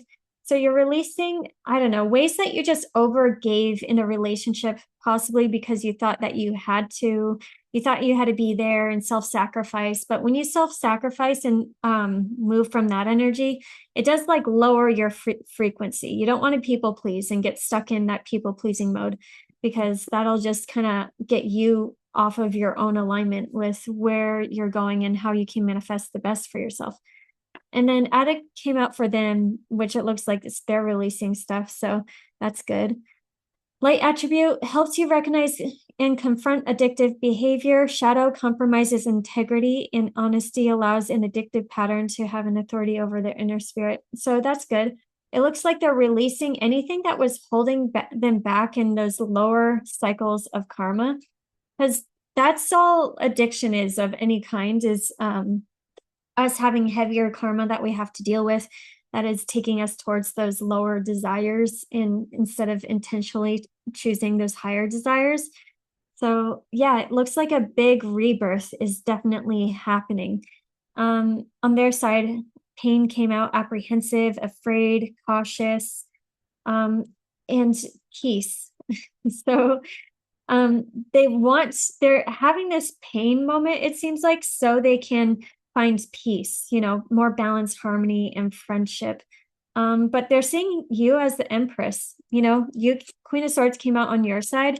So it's like you have the sword, you get to direct like how things are going, and you have to be decisive with what you really want.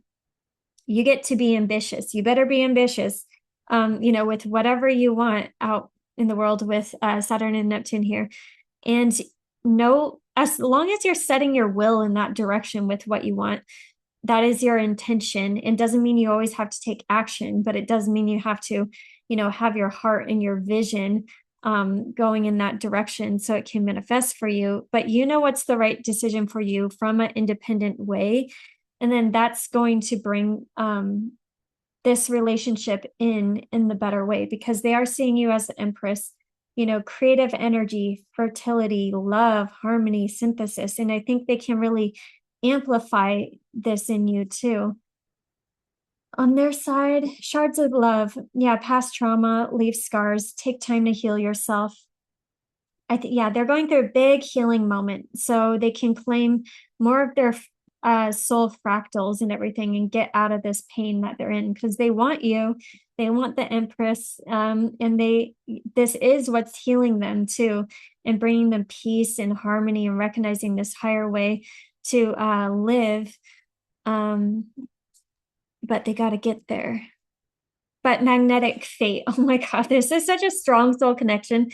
Magnetic fate, attraction on your side, attraction sparks pursuit, guiding souls on a journey to their destined union. Do you know this is happening? You feel it, you know it. So it's less about, that's why servant came out on your side too. You're not pushing out in the 3D does nothing for this kind of connection. It's you got to just focus internally and on you. Then it comes in, then it magnetizes in.